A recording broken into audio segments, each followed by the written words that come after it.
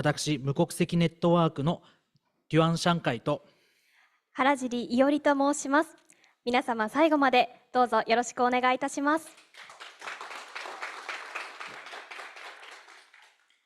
まずはじめに開会にあたり、本日のシンポジウムの主催であります早稲田大学国際教養学部の学部長であります稲葉聡教授と、同じく本日の主催である NPO 法人無国籍ネットワークの発起人で早稲田大学教授チェン天使より皆様にご挨拶がございます。それでは稲葉様、まずはよろしくお願いいたします。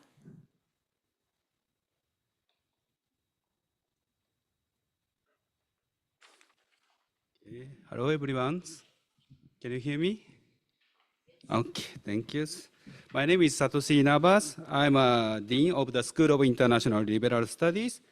Congratulations on today's international symposium, Understanding the Human Rights of Stateless People in the Real-Life Context in the Asian Pacific, commemorating the 70th anniversary of the 1954 conventions relating to the status of the stateless persons. On behalf of早稲田University, I would like to express my sincere gratitude and welcome all of you who have traveled from around the world to participate in this symposium. I would also like to express my great appreciation to UNHCR for their cooperation in organizing this symposium.早稲田University was founded in 1882 by Shigenobu Okuma. In 1930s, the 30th anniversary of the Waseda's founding, Shigenobu Okuma declared independence of scholarship, practical application of scholarship, and the fostering of good citizens as the university mission statement. Today, I would like to introduce fostering the good citizens. At the anniversary, Okuma emphasized the importance of fostering of good citizens, saying, one must have the ambition to contribute not only to oneself, one's family, and one's country, but also to the world at large. Fostering of good citizens means to educate global citizens who can contribute not only to themselves, but also to the world in this age of globalization. I think the Waseda spirit of Okuma and the significance of this symposium resonate with each other. What do you think? Okay, thank you. Thank you. Currently, Waseda University is working on its 150th anniversary. To carry on the spirit of Okuma, Waseda University plans to open the Global Citizenship Centers in October this year to achieve the fostering of good citizens. I hope that you will continue to cooperate with us in future because the Global Citizenship Center has a project such as a refugee assistance project and aim to solve the problems common in this symposium. We are proud to host this symposium as one of the events celebrating the 20th anniversary of our school, School of International Liberal Studies. Currently, Waseda University has over 6,100 international students from 105 countries and regions. The largest number of international students belong to our school, with approximately 1,000 international students. Our school was established in 2004 to offer a bachelor's degree in English, and is celebrating its 20th anniversary this year. We have students from mainland China and Taiwan, as well as students from Russia and Ukraine. They are studying together in our school. We also have many Japanese students with multiple nationalities who grew up abroad and are now receiving their education in our school. I think it is very significant to hold the symposium at our school with such a diverse student body. In a small group seminar of our school, students engage in lively discussion on issues such as safety measures of nuclear power generation and the measures to deal with global environment problems caused by greenhouse gases. learning the importance of discussions, and seeking a way to find the most effective solutions during that period. I have learned that currently there is no law dealing with the stateless persons, so it may be difficult to immediately come up with a solution from a legal standpoint. I hope that through your active discussion at this symposium, you can exchange various opinions and look for the best answers.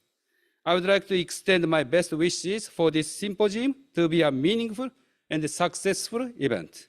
Thank you very much for your kind attention.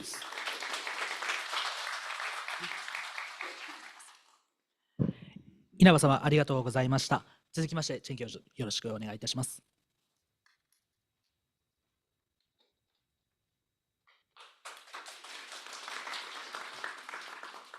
こんにちは。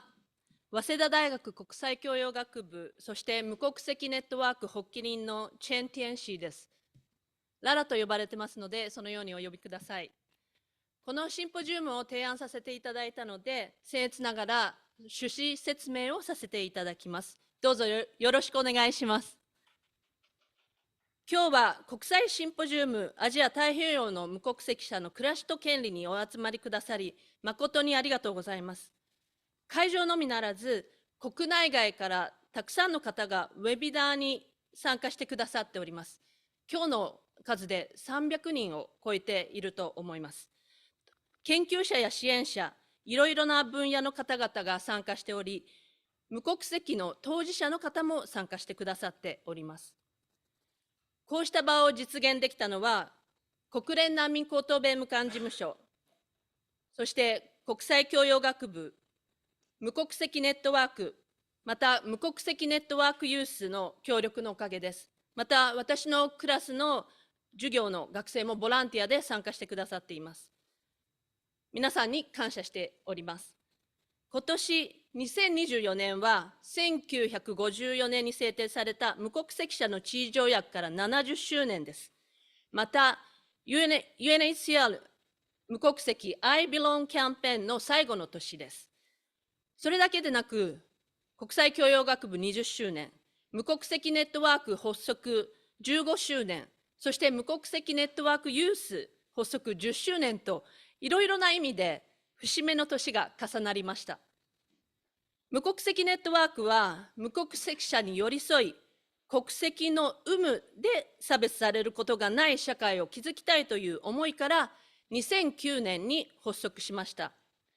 そのきっかけとなったのは、私が以前所属していた国立民族学博物館と国連難民高等弁務官事務所の共催で、2008年に日本で初めて無国籍に関するシンポジウムを開催したのがきっかけです。当時、まだ聞き慣れない無国籍者の存在を知らしめ、そして日本にも無国籍の人がいるのかと注目を集めました。それから15年、今、世界各地では無国籍者の支援、研究が広がっております。無国籍、無国籍者という言葉自体、だいぶ認知度を高めました。しかし残念ながら、無国籍イコール法を犯している人と誤解する人がまだいます。まずは、それが必ずしも正しくないということを知っていただきたいと思います。多くの人は国籍を当然のものとして捉えています。皆さん、いかがでしょうか。国籍について考えたことはありますでしょうか。国籍という制度に疑問を持つことはなかなかないと思います。そして国籍があって当然と思いがちです。しかし、実はさまざまな原因で無国籍になる人がいます。私自身、外交関係の変動により、1歳の時に無国籍となりました。30年ほど無国籍と明記された ID カードを持っていました。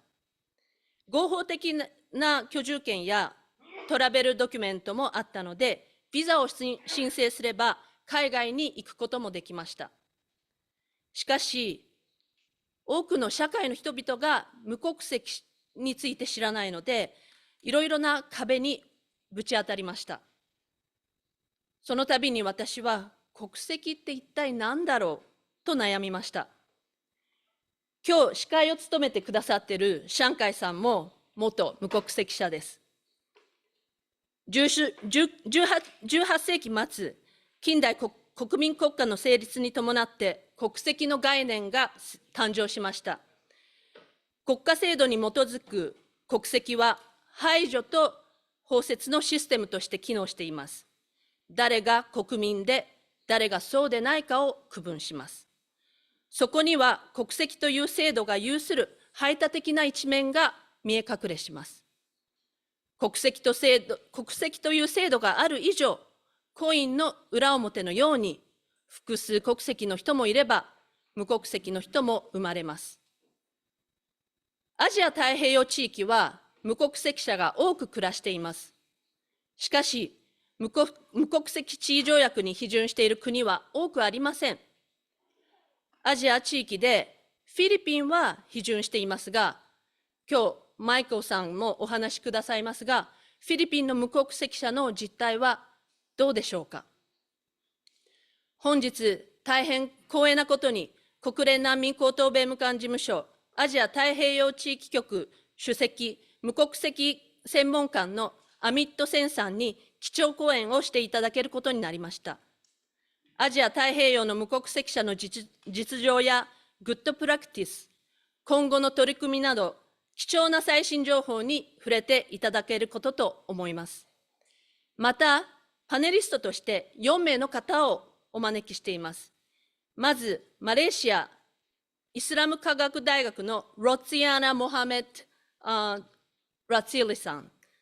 次にフィリピン、マレーシア、インドネシアの境界地域に暮らす先住民の無国籍に密着し、教育支援をしているマイケル・ヴェニングさん。メルボルン・ロースクール・ピーター・マクミラン・センターのボンコッ・ナパンポンさん。そして日本国際社会事業団インターナショナル・ソーシャル・サービス・ジャパンの石川美恵子さん。いずれも第一線でご活躍の方々です。国の制度や法のずれ、移住や結婚、外交関係、手続きの不備など、さまざまな理由から無国籍となった人々を研究、支援しております。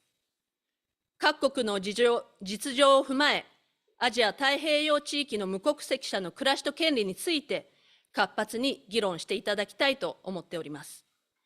また、ワークショップでは、設置ステイトレスのブックレビュー、そして無国籍の子どもたちを支援している学生団体、無国籍ネットワークユースの活動、最後に即興劇を通し、無国籍者の健康と幸福について考えるワークショップをします。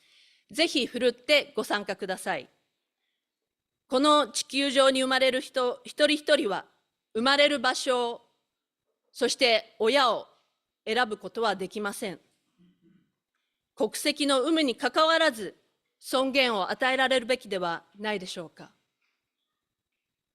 無国籍の子どもたちが自信を持って笑顔で暮らせる社会実現のために、私たちはどうすればいいのでしょう。国家を基礎とした制度で無国籍者の地位向上を模索するべきなのか、もしくは国籍を超えた新しい地球市民の在り方を構築していくべきなのか、はたまたそれはどんなものなのか。無国籍者は人の移動が増え、移民、難民、複数国籍、国民国家と個人の関係が多様化する中、とても重要な問題を問いかけてくれています。アジア太平洋に暮らす無国籍の人々と密接に関わってきたパネリストや参加者とともに、本シンポジウムを通し、無国籍者の人権、生活の向上に資する持続可能な開発目標のため、私たちに何ができるのか、皆さんと一緒に考えたいと思います。どうぞよろしくお願いします。ご清聴ありがとうございました。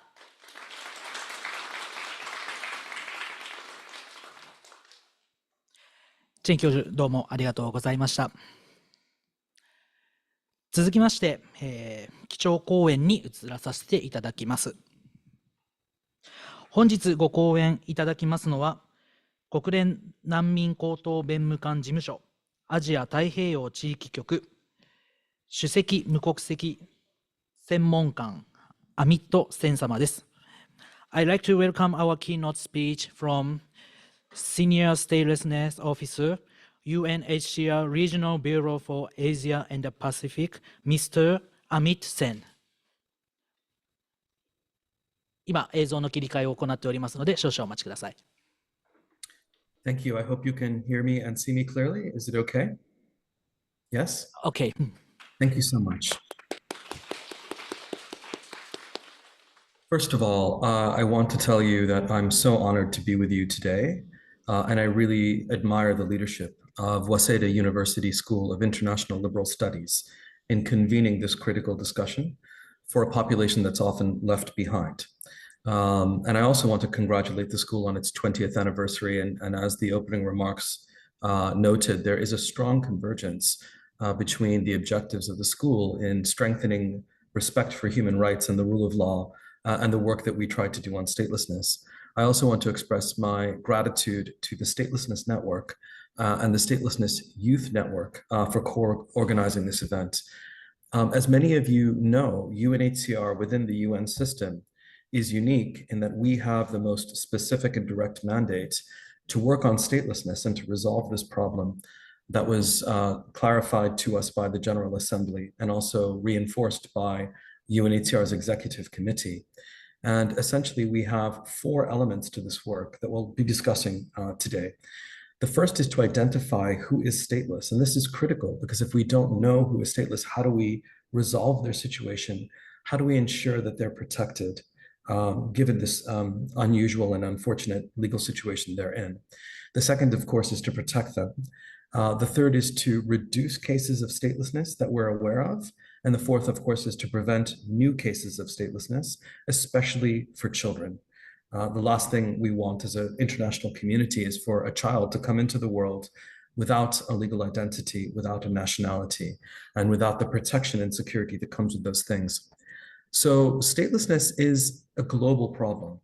And one of the problems is that we still don't have a complete understanding of how many stateless people there are in the world and where they are.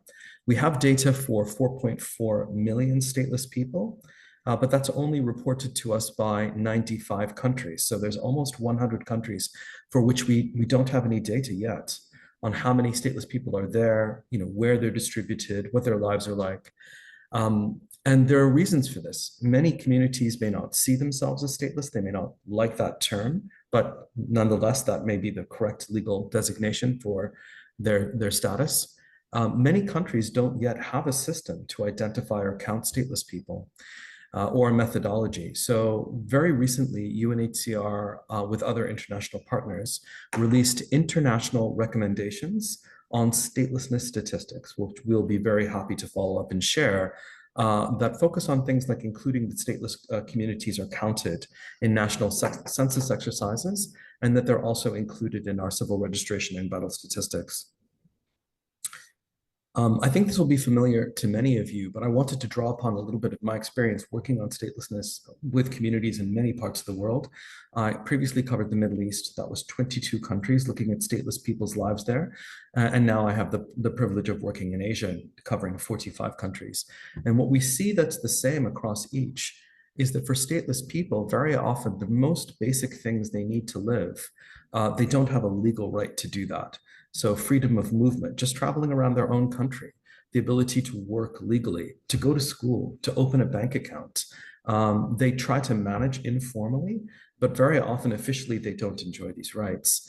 And one of the really sad and tragic things is that even for indigenous communities, meaning populations that have only lived in one country for centuries, if not longer, and have never moved, they don't have a legal status in that country. They've never lived anywhere else, but they're not lawfully present in their own country.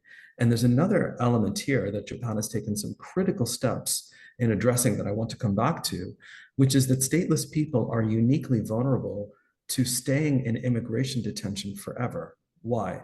Well, as I said before, very often they're not They don't have lawful residency status in the country, but unlike other foreigners that have a country to which they can be deported if they're unlawfully present, a stateless person doesn't have that. They don't have another country to which they can be deported. So if they end up in immigration detention for unlawful presence, that can become a life sentence. And that's absolutely tragic and unjust, because of course they've done nothing really to deserve that detention, let alone an indefinite detention. So what causes this problem? There are a number of issues. One of the main ones, and this is why it's so important to work with a leading academic institution like yours, is that there are gaps in our nationality laws and our nationality systems that can either cause a child to be born stateless, or for somebody who does have a nationality to possibly lose that nationality later in life, because there isn't a dedicated legal safeguard. I'll just give you one example for later in life that's been relevant in our region. So very often when people get married, especially women, and there's an expectation that they'll change their nationality for the nationality of the man, there's also an expectation that the woman has to give up her prior nationality, right? You have to renounce your first nationality as a requirement or a condition to get the second nationality.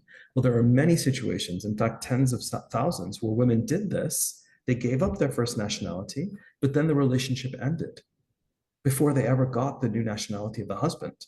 They became stateless. This is not intentional. This is not something that the law was designed to do, but yet there is this risk, and that's why there's so much work for us still to be done. And that brings us to an important place, which is, what does international law tell us? And what are the safeguards to stop this problem? And there are two instruments that are of particular importance, one of which we're commemorating the 70th anniversary of, which is the 1954 Convention relating to the status of stateless persons. This one is really critical because it defines a stateless person in international law. So we all use the same definition, legal definition and understanding, helps us to identify people who are vulnerable in this way, to ensure their protection, and hopefully to highlight that they need a solution in the form of a nationality. And one of the things that's interesting is that while the number of states that have joined this instrument has grown a lot, there's still many who have not. But the definition of a stateless person that's provided by the 1954 Convention is customary international law. That's been clarified by the International Law Commission, which means it's really applicable globally as the prevailing definition, and should be applied and used by all states, even those that have yet to ratify the instrument.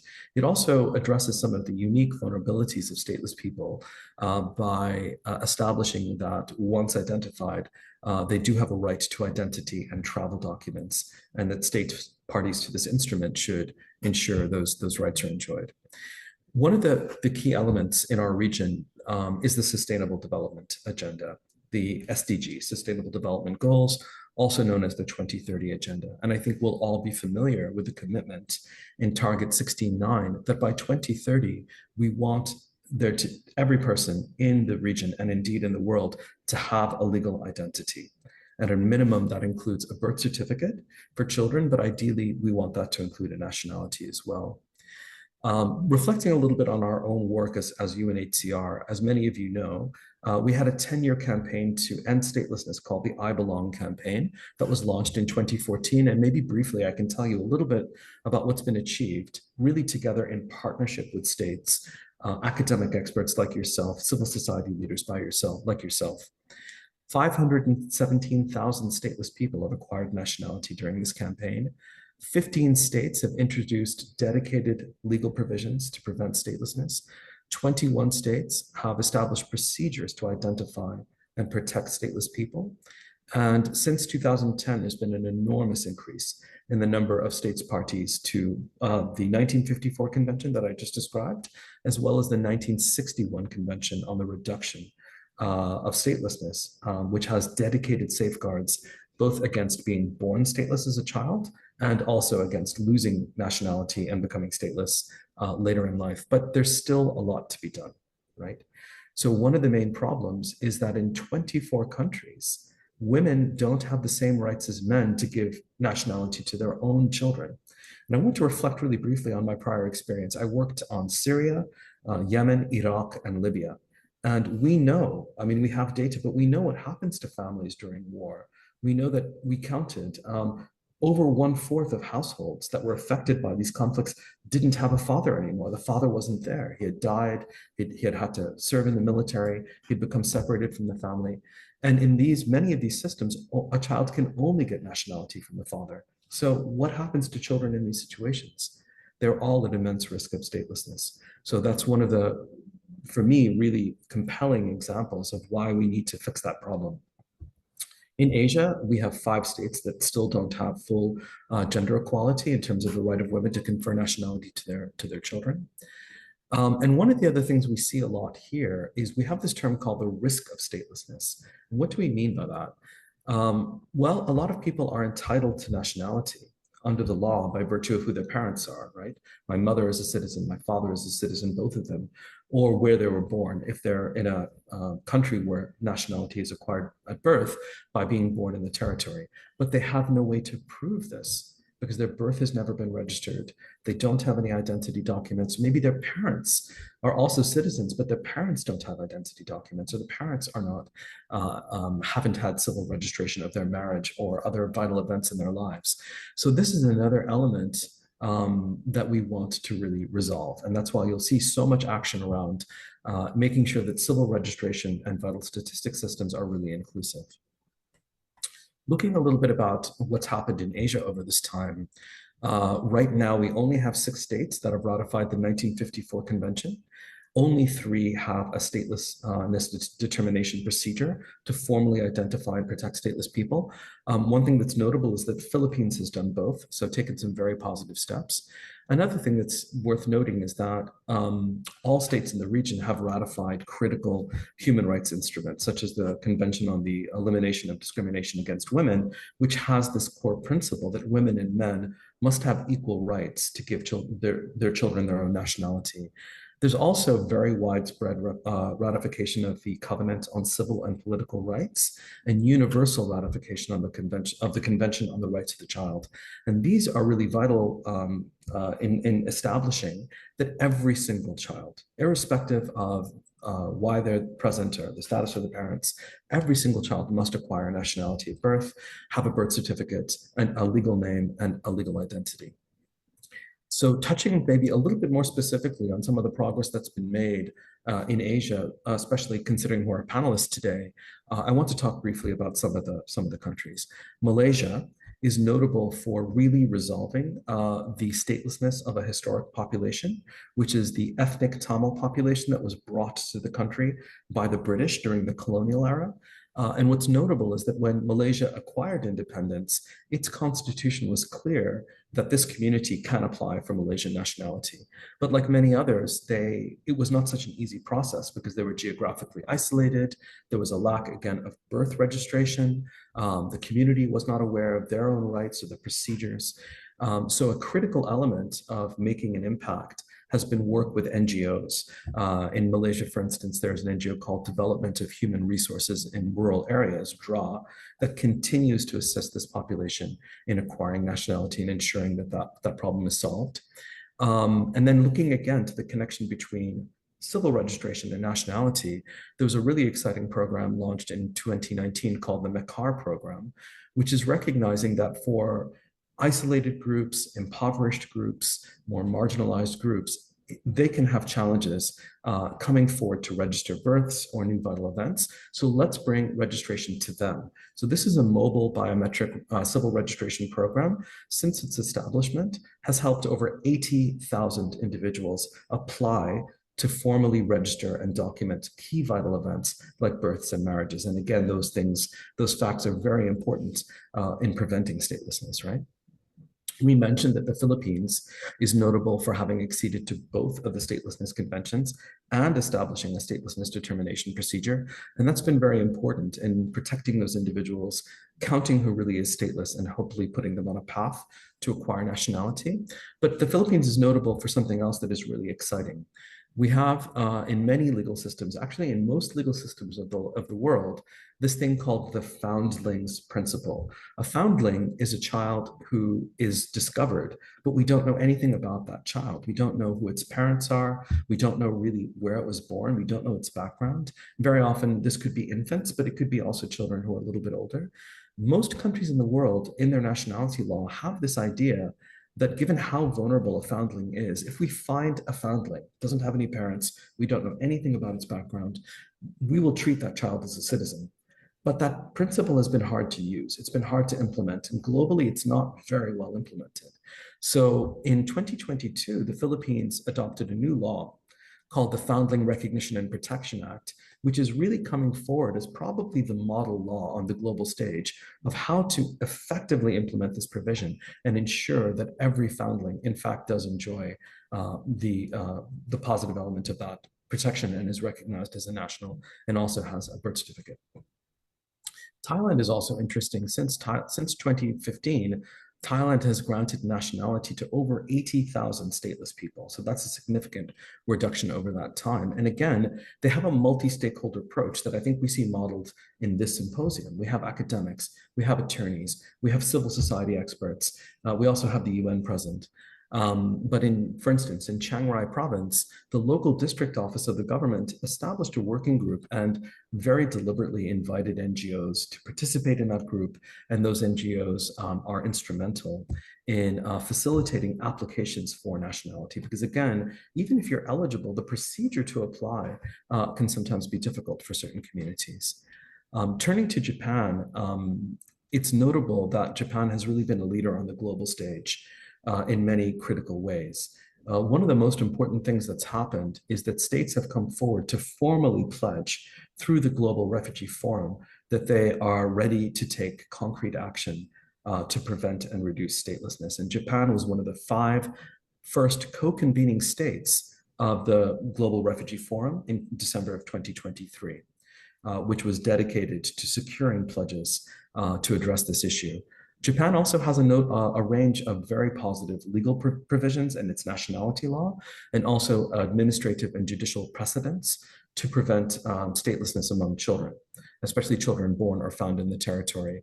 And there have been further positive developments. In March of 2024, Japan's immigration services published amended guidelines that address the very problem that I was talking about before, which is this risk of indefinite detention for stateless people. And it says that we have to take stock of situations where a person does not possess any nationality or citizenship and therefore can't be deported to another country. And that fact should be viewed favorably in considering whether we grant special permission to stay and in regularizing the status of irregular stayers, right?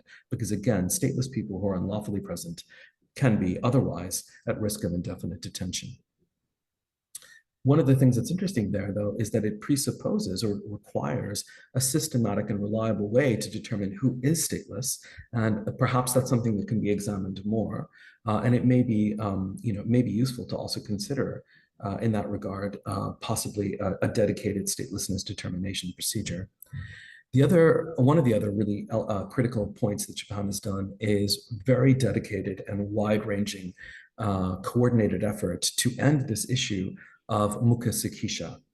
Forgive me if I didn't pronounce it correctly, but this is, again, Japanese nationals who don't have a family register, who are unregistered. And there's been cooperation across various ministries and stakeholders to end that problem.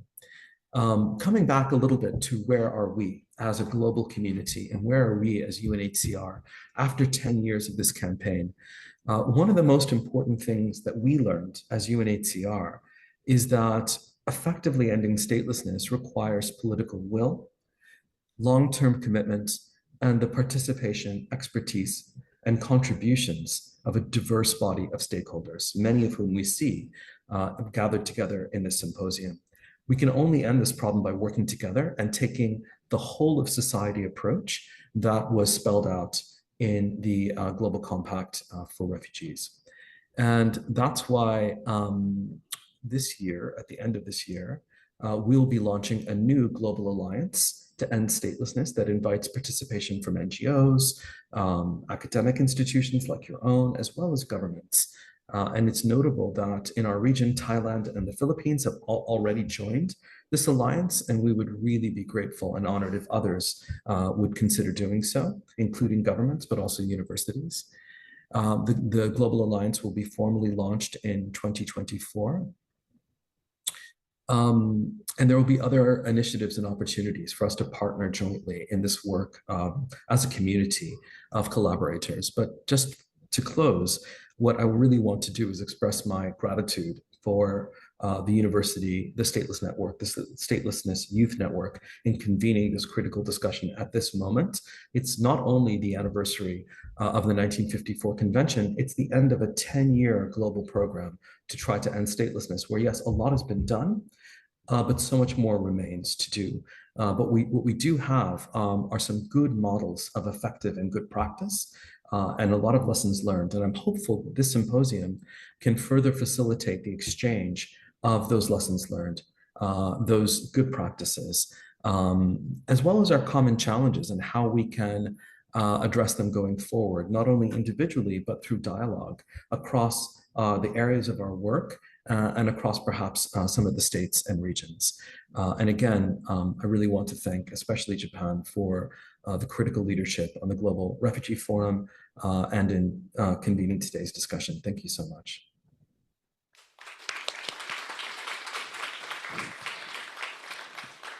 Amit 先様、貴重なお話をありがとうございました。Mr. Amit, thank you very much for interesting presentation. ここでマイケル・ベニング様よりアジア太平洋のスルーに暮らす無国籍者のドキュメンタリーを上映いたします。マイケル・ベニング様、よろしくお願いいたします。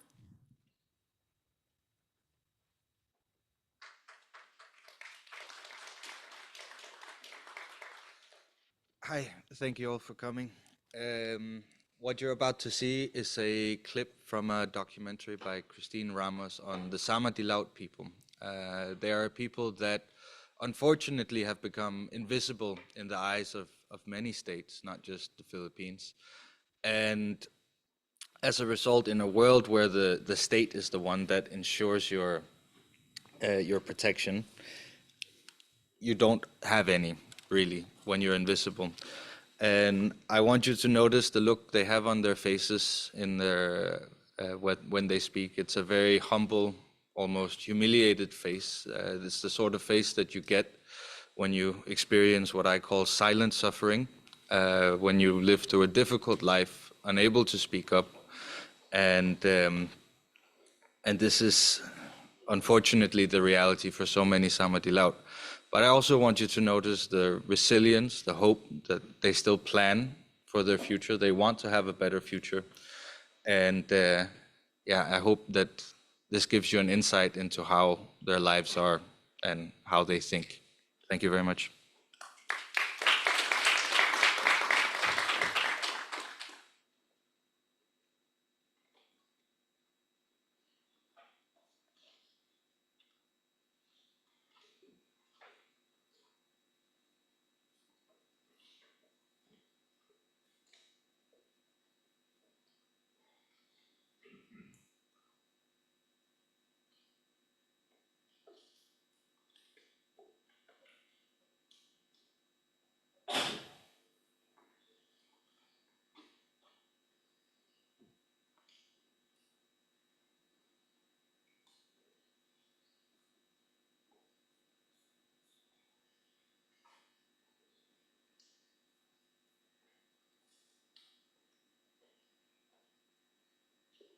Environmental issues have led them to abandon their nomadic boat-dwelling life.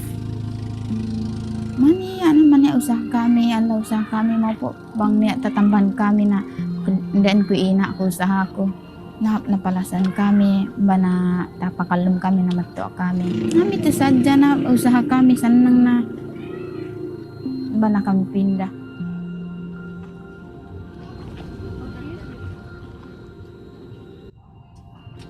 Bay ako mikit dito si Buto mo ko sang kukalima bay. Na maniya asalam man ako bay magpopo maggaji na gana ako ga nasakyan ng bana. Maggaji na siya ito ngayon ko tagalaga na ibuanan ako 20 na makabili na ako ng takakan. Ipahal ko dito anon. Pata na ako. Ngayon ako mamakalum kami ng bana may makausip. Hindi paran na. Nari para niya mo na niya pinarak kaduha tos karumpo nanay kung hindi kami takakan. Nanay na hal kaluman matahik do ay maglinggi do po. anak-anak ko to na maggadi na magingkot. Walang kami gipay magkakanil, walang gipay magadi dyan. Nahala maglawak makatuyo na. Bali na sa galiwa pilak. Regardless of what appears to hinder their progression in society, their desires to dream and look beyond their circumstances are shared and seen here in this intimate moment. Naan ba na? Kasabang katasan ng nahianak na. Sa luma naman na makausahan na. Kalu-kalu niya, lijiki na. Bang niya, ano sukot mantuhan. Nabilahi kita mo karagangan niyo. Dahil na magdagang-dagang bilahi ng balo si kitahi. Kasabang na kayo makaitahi. Nabilahi kami asan, nagbilahi kami pinda. Bang talangkatan kami na, palasan kami na. Gusto ko nga magiging businesswoman. Kaso lang hindi ako makapag-aral ng college. Pero kung anong makakaya ko, yun lang ang gagawin ko. Titinda ng mga damit or shoes, bracelet, parang ganon. Ang gusto ko lang sa kanila makatapos sila sa pag-aaral. Kasi kapag nakatapos ka, magtatanda kang may nag-aantay sa'yo ng pangarap. Hindi tulad ko, ewan ko kung ano nang nag-aantay sa akin. Yun, sila nang magpangarap noon kung anong gusto nila. Suporta lang ako. Bilay ko school pabalik, bo alam ang ano. Bang niya gasto nga ako. Minsan na pamanituhan ba't tinaan. Na kami ag news, bilay ako news, bilay ako single. Pangarap ko. Misan ako mangiusog, bukunda ako bulaog. Bukunda ako langog-langog, di na baya kay mo matuon. Minsan dahin na hinang, di matunto milas ako. Mabaya ini na malasa, unuhin na ina.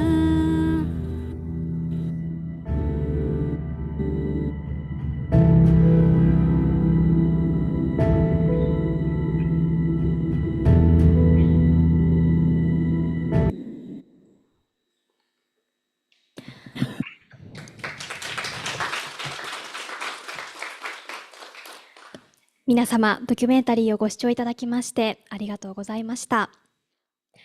それでは続きまして、パネルディスカッションに移ります。ディスカッションに先立ちまして、登壇者のご紹介をいたします。マレーシア・イスラム科学大学准教授、ロツヤーナ・モハメド・ラザリ様。インディジネス・チルドレンズ・ラーニング・センター事務局長、マイケル・ベニング様。メルボルン大学ロースクール、ピーター・マクミラン無国籍センター、ボンコット・ナパンポン様。日本国際社会事業団、常務理事、石川美恵子様でございます。それでは準備が整いますまで少々お待ちくださいませ。それでは準備が整ったようです。そして今回モデレーターを務めますのは、筑波大学助教で NPO 法人無国籍ネットワーク共同代表の秋山はじめでございます。それではよろしくお願いいたします。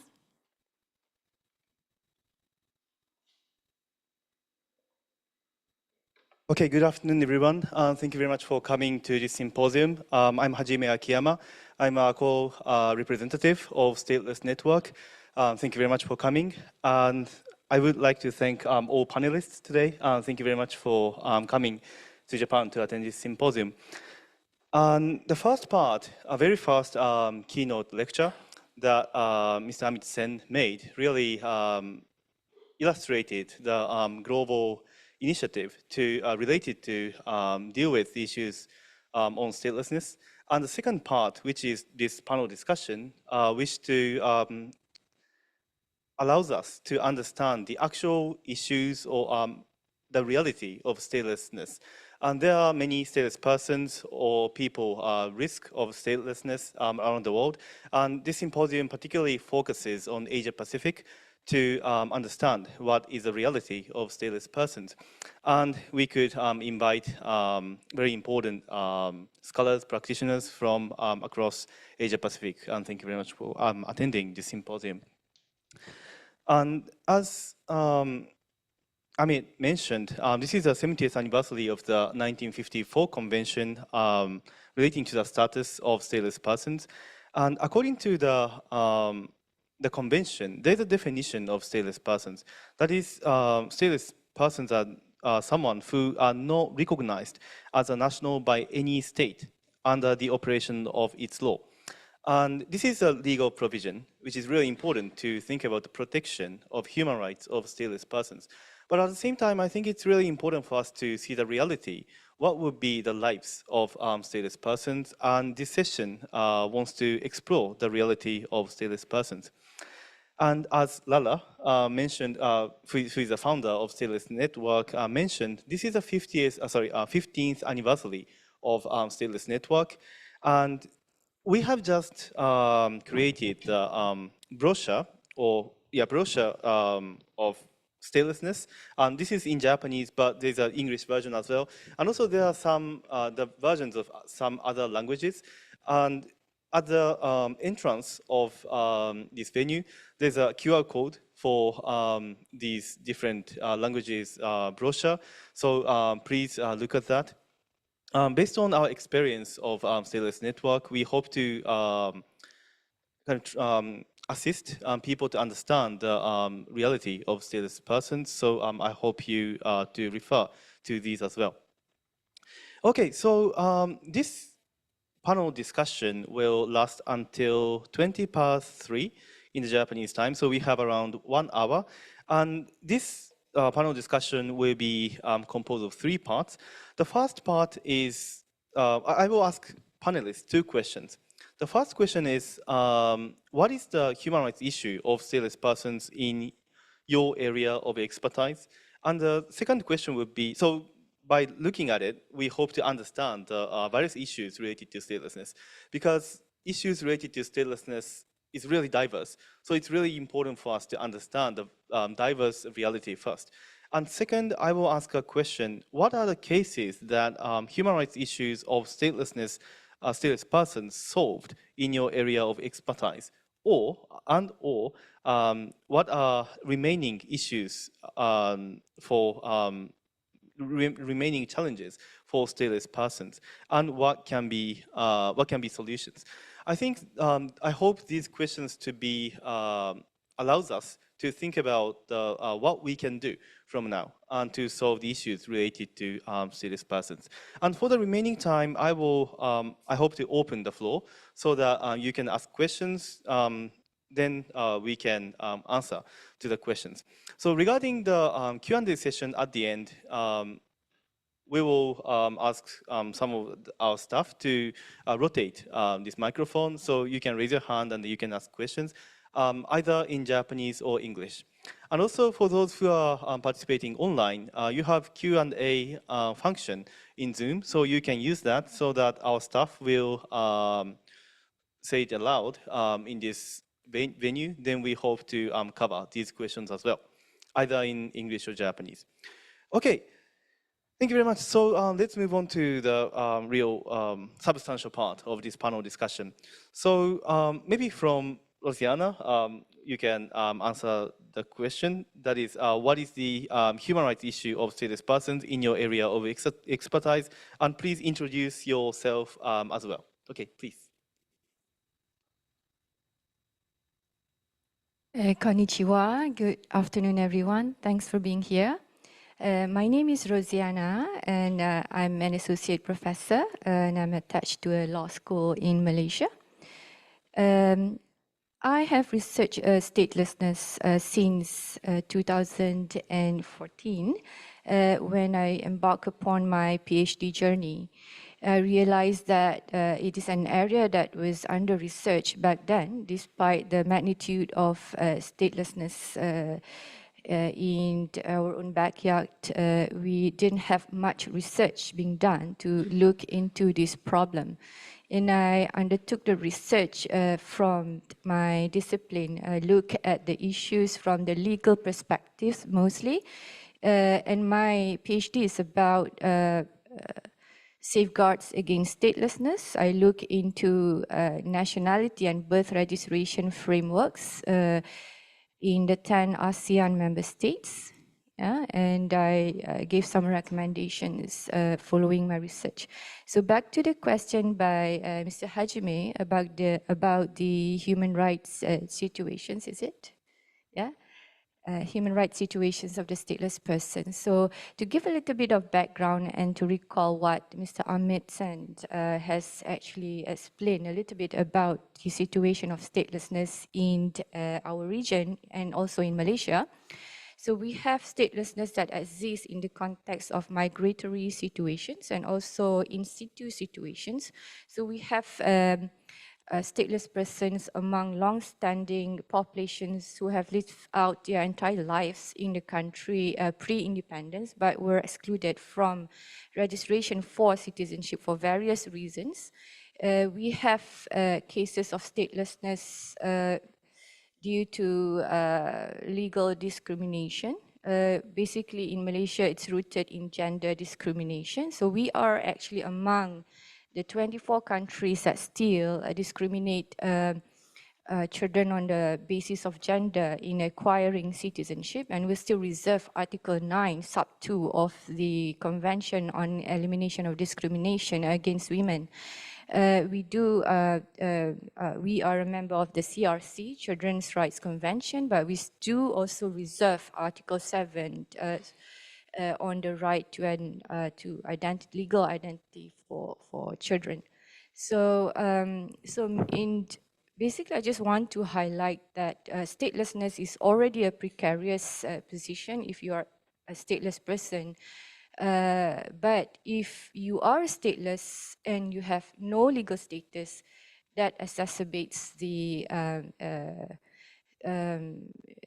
situations of deprivation of human rights that you will face. So in Malaysia, you'll see that they live, usually they live in extreme poverty without access to basic rights. Formal education is not available, healthcare is not available, and you would probably have heard stories of children being exploited as child labor because of their statelessness and lack of legal status. And if you go to Sabah, you might probably come across children begging on the street, selling plastics, and they're out of school. Some of them engage in the smoking at a tender age of 5 years old and glue sniffing. Things like that are quite common in some parts of our countries, unfortunately. So I'll stop at that and probably pass over to you. Okay, yeah, thank you very much. I'll pick up from there. Yeah, and my name is Michael Venning. I'm with the Indigenous Children's Learning Centers. We run 16 schools with about 1,600 children on both, one in Sabah and the rest in the Philippines, just on the other side of the border. And the issues that we work with there regarding statelessness are perhaps a bit unique in the stateless context, because statelessness for the Philippines is more of a product of all the other issues that we face in the region of Tawi-Tawi. I can tell you that even if you are stateless in Tawi-Tawi, we are quite relaxed. I'm myself, my mother is from there, and I have a lot of family there, and we're quite relaxed when it comes to ascribing citizenship to stateless children. Usually the barangay captain, the local government official, will just say, guess the age and then write down the figures to sort of hasten the process. But however, what also happens to be the case is that the Philippines as a government is quite decentralized. So you have to understand that in contrast to Japan or many other countries, the government doesn't have a lot of reach out in the remote regions, right? So, and if you combine this with conflict, piracy, a lot of ecological damage that has occurred over the years, you get a quite precarious situation for the Sama Dilaut people that you just saw here. And especially the Samadilaut that live further out are the most likely to not be not have a citizenship in the Philippines or not be registered. So yeah, that gives you a little bit of the context. It's quite a complicated situation, but on the positive note, we have a lot of support from the government in trying to get these children registered. But yeah, that is where I will leave it. Okay, thank you very much. Lotiana and Michael's point, well, like I was listening to both of your comments by kind of comparing your situation. Then one interesting point was that both of you mentioned, and also this includes the work of Michael as well. This is kind of the role of education. The kind of course, education is important, like in general, but stateless persons, like at least in your cases, like at least some stateless persons may face issues related to education, then what to do? I think this is kind of one point of discussion that we may be able to have based on what you have just said. Okay, thank you. Thank you very much. Maybe I would like to introduce myself a bit. My name is Bongkot. I'm originally from Thailand, but I'm the third generation of Chinese immigrant who born in Thailand. And statelessness is the only issue that I have been working on for 18 years. So now you know my age. I'm not young, but yeah. And I used to work with UNHCR Regional Bureau for Asia and Pacific for many years as well. So, but then I'm working a lot. When I was with UNHCR, I'm working a lot with government and regional bodies. And then, you know, when after pandemic, which disrupt everything and disrupt also the life of stateless people, I feel like I don't have enough knowledge to work on this issue. Maybe I need to do something more. So now I'm becoming a PhD student at Melbourne Law School, studying more about stateless people. And my focus is on stateless people from Thailand in Japan. So that's one of the reasons why I'm here in Japan to do my fieldwork as well. Now, come back to your question, maybe I can start saying that and proudly saying that human rights of stateless people in Thailand more or less are protected according to the law. But of course, we have a lot of problem in implementation. But according to the law, stateless people in Thailand, especially those who are registered with the government, can go to school, can go to the hospital, and have like a free health insurance when they go to the hospital. They can open bank account and can travel not really freely, but within that, you know, the province, the registered province, they can move. But if they want to move out of the area of their registered area, they need to ask for permission. But they still can, and they still can travel abroad. And we can talk about that later because we have some case of stateless person who move here or migrate, travel to Japan as well. And that's quite positive, but again, we have a lot of problem as well because, you know, Thailand is one of the, have the largest stateless population in Asia the Pacific. We have like 500,000 stateless people in the country, and that those are only people who are registered with the government. We still have the undocumented people, maybe those who, you know, living around the border area. And we have a long-standing history of people migrate to Thailand after World War II, for example. They have been living in Thailand for many, many years, and now they lose kind of connection with the country of origin, cannot return, need to stay in Thailand. So that's why we have quite a big number of stateless people here. And maybe one last thing I want to touch upon is also we used to do something incorrectly in the history of Thailand. I mention this because we used to have a law, a special law, to revoke nationality of those who born in Thailand. And that's one of the causes that create statelessness or stateless people in Thailand until this day. So I stop here. Thank you. Thank you very much. like I think your points was somewhat related to Rotiana's point on registration as well, and I think this point is really interesting in Japan too, and also in general, because Mr. Amit-sen mentioned issues related to mukosekisha, and I think this is somewhat related to this registration issues. And this is actually like one really important, like we need to be aware that according to even according to international law, the stateless people are not just defined as a people who are not legally, who do not have legally no nationality, but legally it is said that who is not considered as a who is not recognized as a national by any state under the operation of its law. So I think in reality, how nationality is implemented or how nationality makes sense, in order to think about it, the role of registration is something that we need to think in the context of statelessness as well. Okay, please.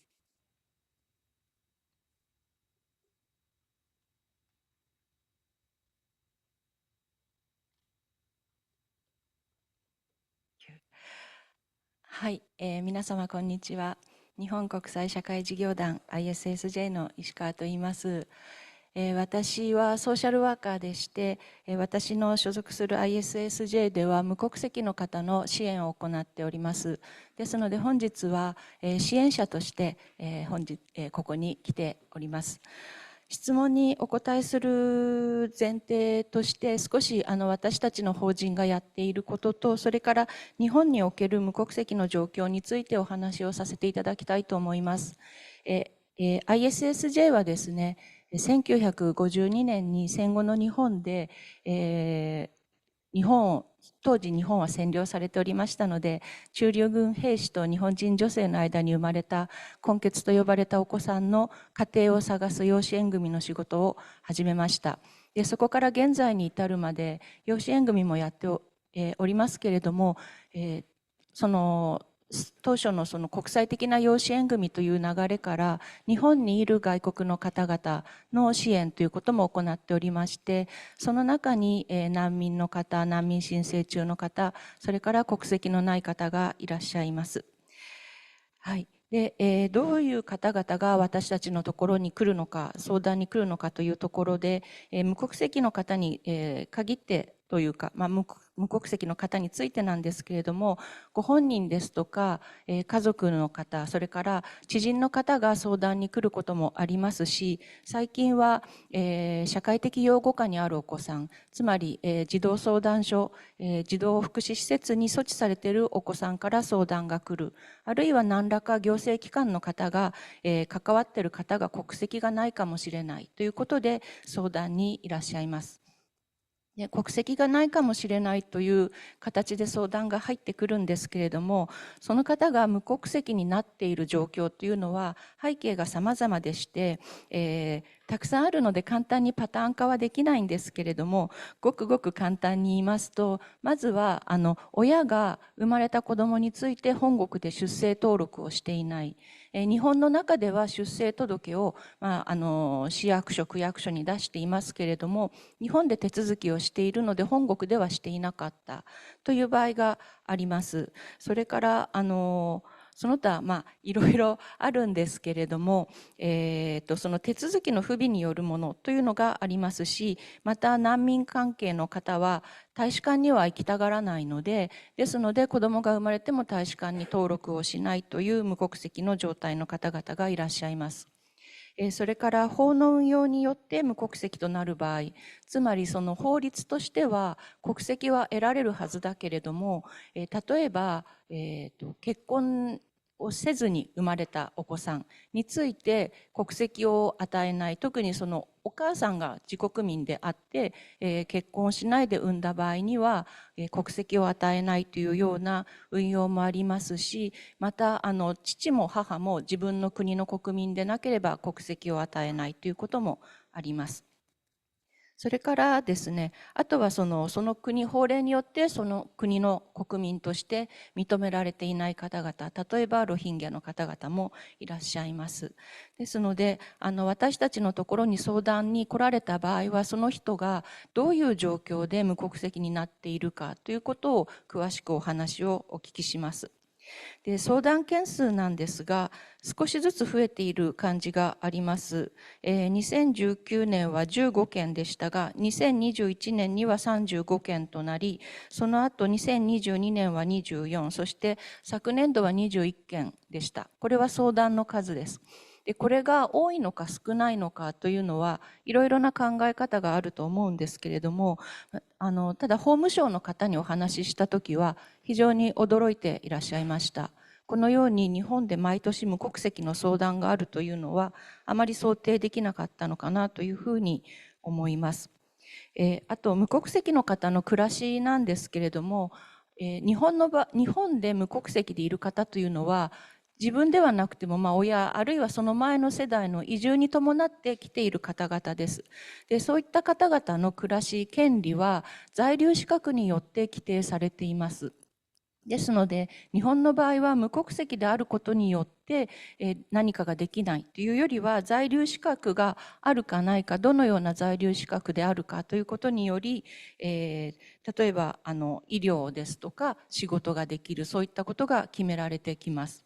で、教育については在留資格がなくても義務教育を受けられますので、国籍があってもなくてもやはり教育へのアクセスというのは保障されていると言えると思います。また先ほど、児童福祉施設と言いましたけれども、社会的養護、つまり施設で保護されるというところも在留資格には関係ないので、ですので国籍のない方も保護されているという状況があります。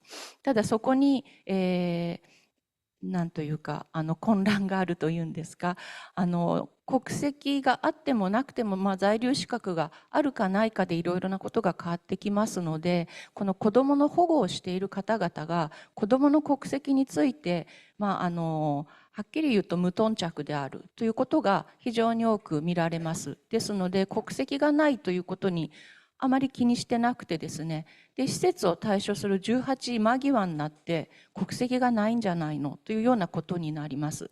ただ国籍の取得というのは非常に時間がかかるので、こういったお子さん当事者の方が一人で行うというのは非常に難しく、ある意味無国籍のまま放置されてしまうということがあると思います。ですので私たちはパンフレットを作るとか、いろいろセミナーをやってキャンペーンをしてですね、なるべくそのお子さんに関わっている方がきちんと子どもの国籍を取れるように意識してもらう。そして、もし自分たちでできなければ私たちがサポートするので相談に来てくださいということを言っています。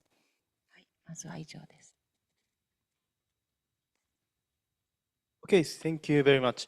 I think, especially in the Japanese context, it's really important to think about the relationship between nationality and resident status, because of course nationality matters, but at the same time, even if someone is stateless, when he or she has resident status, maybe the rights that, like maybe basic rights can be guaranteed by the resident status. But even if someone has a nationality, but still that person doesn't have a resident status in Japan, maybe the human rights situation will be really difficult. So I think it's really, especially in the context of Japan, it's really important for us to think about the relationship between nationality and resident status, and especially in the practical field, I think it's really important to think about the question: what is the meaning of nationality in the context of each area of expertise that we are working on? I think that was really important question to ask for all of us too.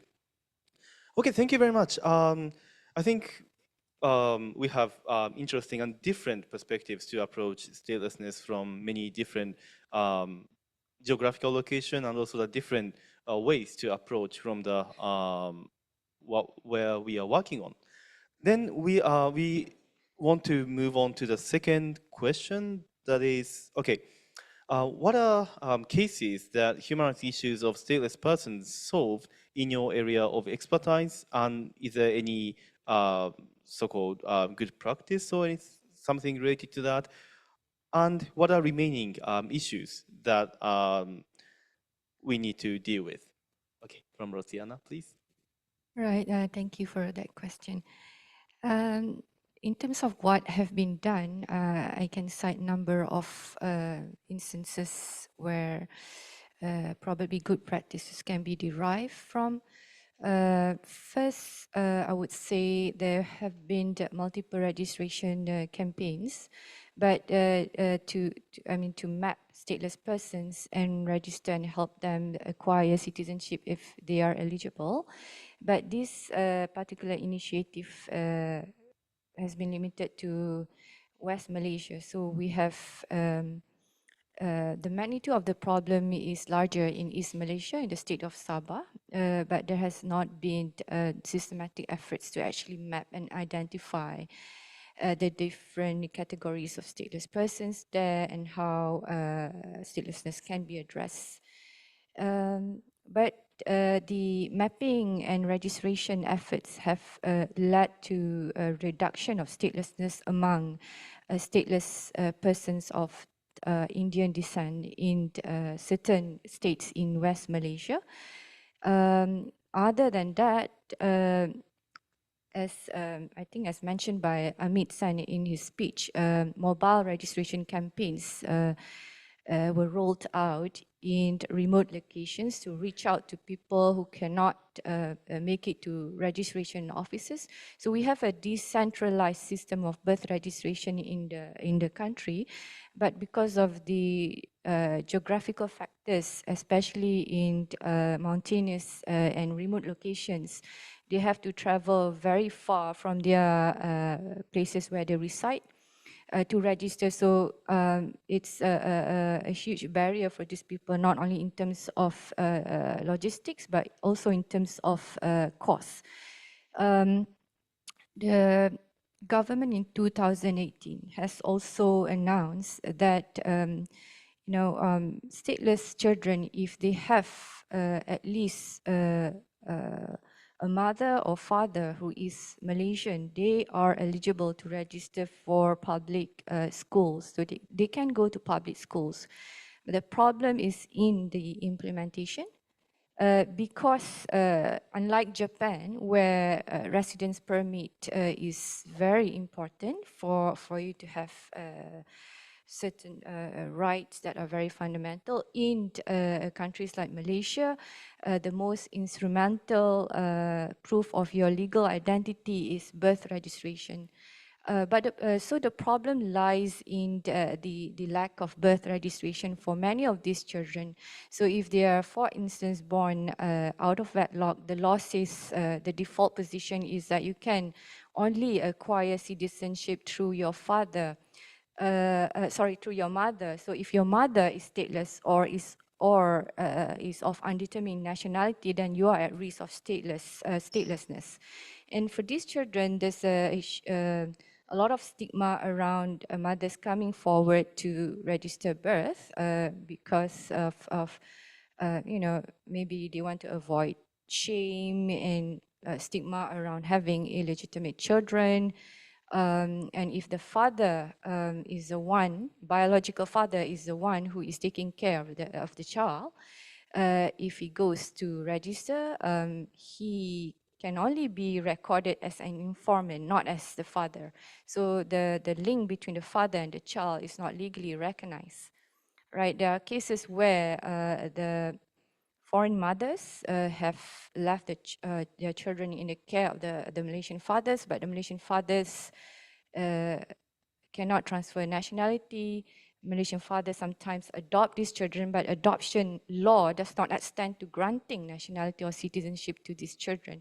So these children are actually by right, by jus sanguinis citizenship regime that we have, should have nationality, but because we discriminate on the basis of gender, then that's a problem. So they can't access school in most cases if they don't have proof of birth. And in Sabah, for instance, and other remote locations, home birth is probably the norm, even among the semi-nomadic and communities of Bajau Laut who have become more sedentarized, but lack birth registration. They actually give birth at home. So they don't have hospital birth notification. which is very important for you to bring to the National Registration Office to register the birth of your children. And a lot of these people who are without legal status cannot formalize their marriages. So that is also another barrier, because in order for you to register the birth of your children, you need to bring proof of marriage registration of your parents. So layers and layers of barriers exist among these children. So the right is there, but they cannot access because of the administrative discrimination that exists. Yeah, thank you. Okay, thank you very much. The final point is really important, because even if there's a law, but still if there's a difficulties in implementation, it's really difficult for people to enjoy these rights. And yeah, I think one interesting point that this is not only local issue but global possible issue is that you mentioned youth sanguineness, and one very fundamental or basic reasons why statelessness takes place is that each state has different law to confer nationality. One of them is, well, there are basic two types: jus sanguinis based on the parents' nationality, and another one is called jus soli, and based on where the children are born. And because each state adopts a different type of different modes to acquire nationality, as a result, statelessness can occur. And especially in the context of jus sanguinis, gender issue is one issue that we need to think. So I think that kind of complicated issue is something that is really important, especially in the Asia-Pacific region as well.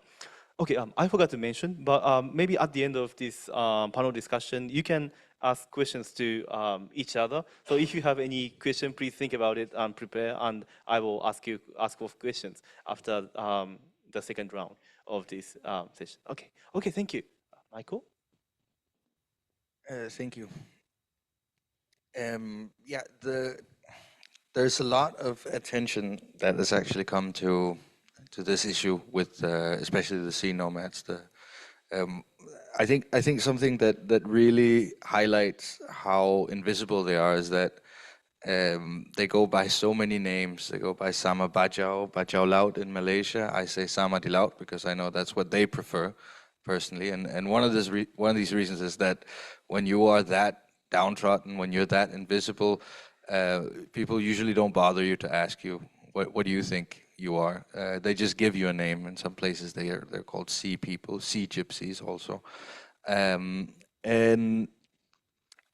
on the positive side of this, a lot of Filipinos are recognizing that there's a serious issue here especially among the Sama di Laut people, but also other indigenous people around in the Philippines, especially in the remote regions. They're deprived of access to education. They're deprived of access to basic health facilities often. Basic jobs is also an issue, especially in my region, Tawi-Tawi. There's a lot of joblessness here. And the way to think of the issues that are facing them right now is to think of, imagine a sort of more or less very, very challenged very, very challenged society. And at the bottom of that society, you see the Sama di Laut, right? So what we call them often is the marginalized among the marginalized. The Muslims are already marginalized in the Philippines, and the Sama di Laut are marginalized by other Muslims in the Philippines. So the good thing here is that we're seeing more and more that, for example, the universities are beginning to give out special scholarships to Sama di Laut people. There is a case where one Sama di Laut student, through skipping meals, through hard work, through not seeing his family for several years, was able to come up at the top of his class at Mindanao State University.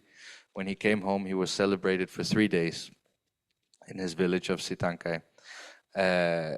And this highlights that there is a new path opening, actually, for people that are suffering from, or as we say in the Philippines, that are at risk of statelessness, to come in and start to work on improving their lives. But I think that in order for us to really grasp the problem, we have to recognize that this is a people and I don't want to sound like it's just the Sama Dilaut that I think need help in the Philippines, but they're probably one of the worst off, because what has happened to them is that they has lost their way of life, right?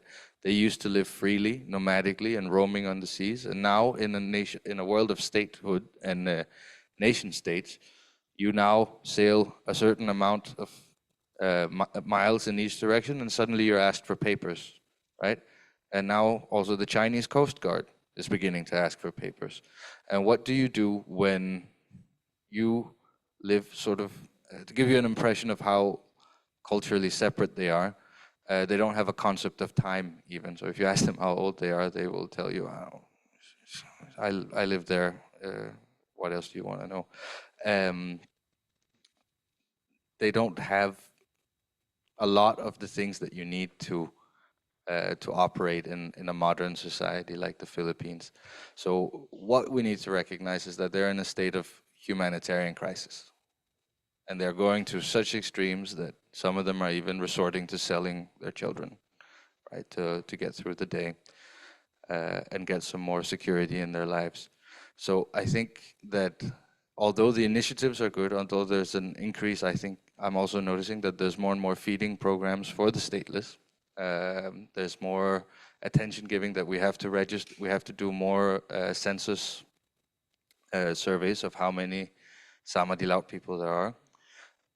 I think you need to really highlight that this is a really terrible position for them to be in. They have just more or less become, as you talked about earlier, sedentarized, which means that you've gone from nomadic to stationary. Now you live like us in a building that you've probably built of whatever you could find. Now you need to get a job. And when you, for centuries before, had been living freely, now moving on to land, you don't really have any possessions. Right? You don't have inheritance, you don't have lands, you don't have a lot of the things that we need in order, or we take for granted even, in order to become successful. So I think that, to finish off, I think that the main thing we need to address is that we need to address the discrimination made against the Sama Dilaut, so that their lives are not made even more difficult, and we need to increase their social mobility even further than they are. And in my opinion, that's education, right? Like that's the main way that you can improve your lives of your children, that you take a degree, earn more money, become sort of integrated, because now you have to. Yeah, thank you. Thank you. You mentioned the example of sea nomads, and I think this is really interesting because when we think about state system or the system of nationality, we often think about, like, we assume the modern state system or nation state system, but when we question it, then what would be the possibly future of nationality, or how do we understand the nationality, meaning of nationality? How can we overcome the issues that the system of nationality creates, including statelessness? I think there are these kind of many interesting implied questions. Thank you very much for this. Okay, please.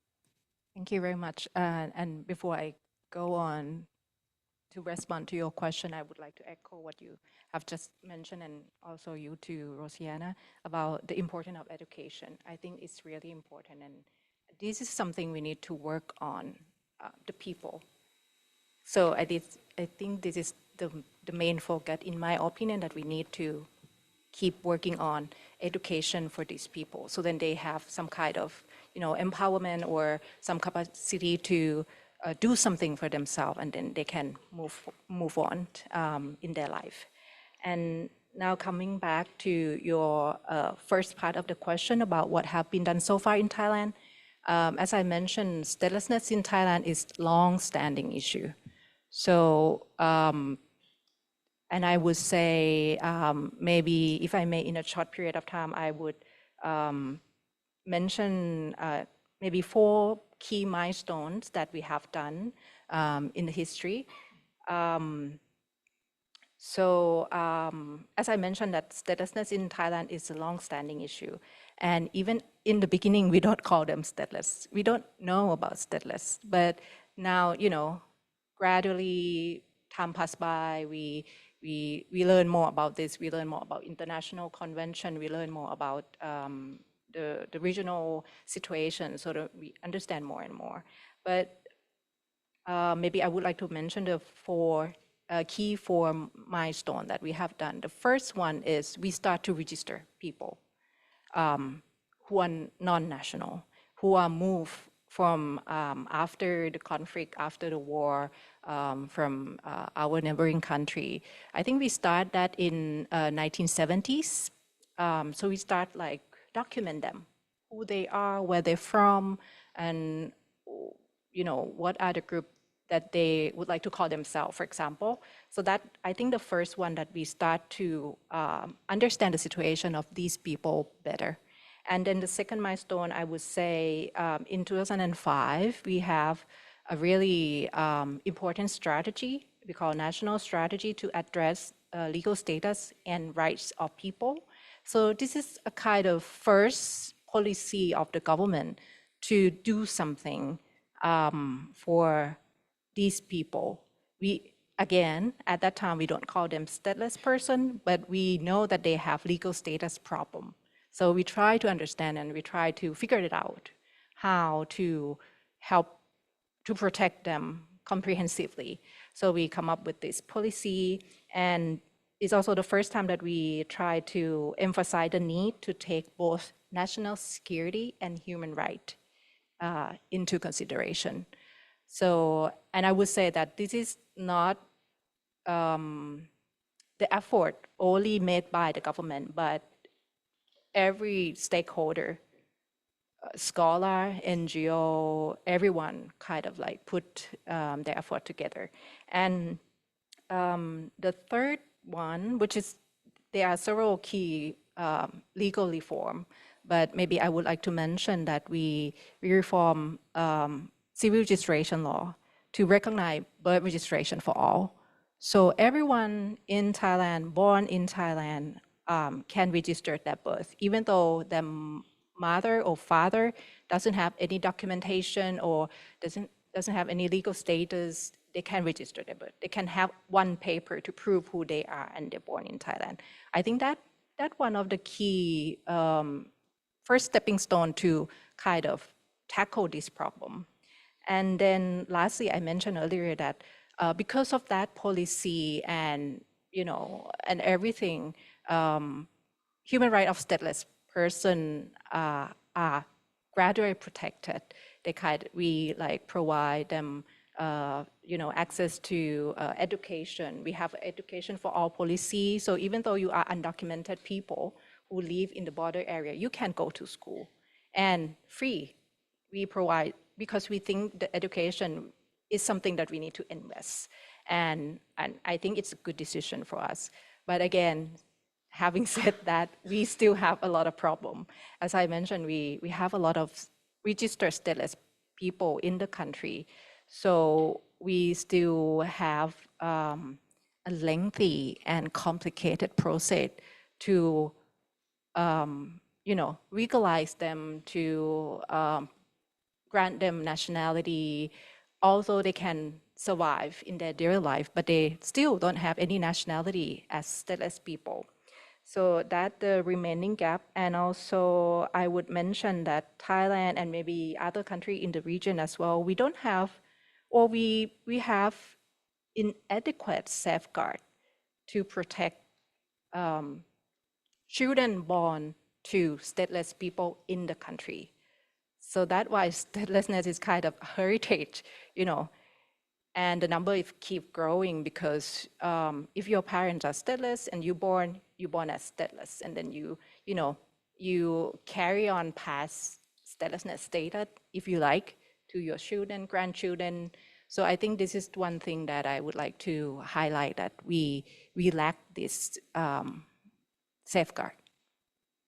Okay, thank you very much. You mentioned the relationship between security and human rights, and I think this is really important, because even if there is of course, human rights issues are really important, but in order to deal with it, the government, or there must be a policy to protect human rights. But when the government government regards a particular issue as a security issue, then it may be a bit difficult for the government to deal with that. So I think the relationship between security, human rights, how do we understand security, how do we understand human rights, and what are the situation of human rights of stateless people? I think these questions are really complicated, and like we need to think about these to solve the issues of human rights for stateless people. Okay, thank you. Thank you, please. はい、ありがとうございます。日本にいる無国籍の方々の状況について、先ほど在留資格があれば生活上特に不便に直面することはないと申し上げたんですけれども、一つはその在留資格のない方々もいらっしゃって、在留資格もなくその国籍もないとなると相当な、困難に直面することになります。それから生活上の、大きな課題がないとしても、国籍がないということが基本的な人権が保障されていない状態であると思いますので、そこのところの認識をきちんと持つべきであると、日本においてですね、そのように考えています。それから日本の場合は無国籍の方々が集団ではなくて社会の中でいろいろなところに散らばっている状態で非常に孤立しやすい状態にあります。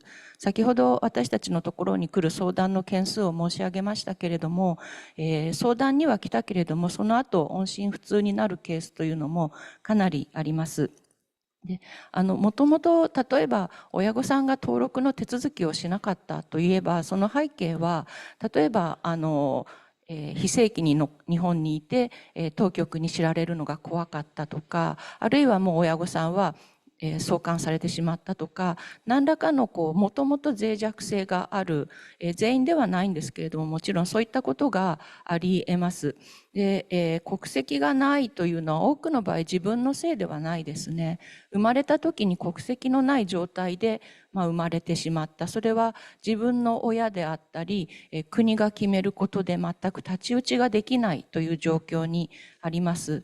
ですので、相談に来られた方はよく聞くのは、自分に自信がなかったとかどこにも所属していない感じですとか、とても心理的にも、弱い立場に追いやられています。自分のせいではないにもかかわらず、もう自分でこの状況をどうしていいかわからないということですので、やはりそれはもう学校に行けても保険があっても解決する問題ではないというふうに考えています。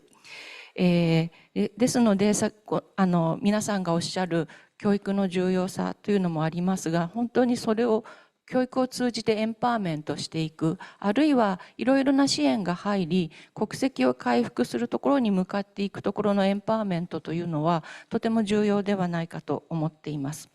で、日本のそれに対応する施策ですけれども、最初にありました通り、政府としてはこれは人権侵害ごめんなさい、人権保障として重要な問題であると捉えていて、例えば入管庁の方でも通知を出していたりですね、それから在留資格の変更に来た人にパスポートがあるかどうかを確認して本当に国籍が取れているかを確認するというようなプラクティスも始まってはいるようですけれども、日本の国籍法の中で無国籍の人に対してはこういう状況であれば日本国籍とか帰化を認めるというものがあったとしても、そこに落ちていく人はまだまだいるんですね。つまり無国籍であるということが証明できなければその法が適用されないということがありますし、まだ日本の無国籍の方の問題の一つって在留カードに本当は持っていない国籍が書かれている、そこにきちんとした調査もなく国籍が書かれてしまうので非常に事態をややこしくしています。ですのでこういったことへのどういう場合に法の間に落ちてしまうのか、何が足りないのかというのはまだ調査も足りないですし、きちんと把握してもらいたいというふうに思っています。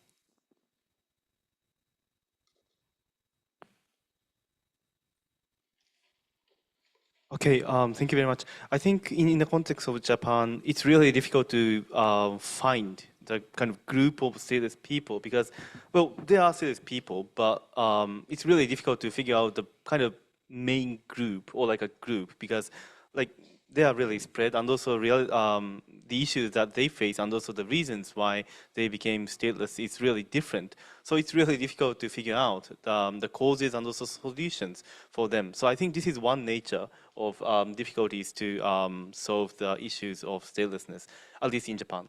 Okay, thank you. Thank you very much. So for the remaining time, I think we have 15 minutes. I would like to open the floor.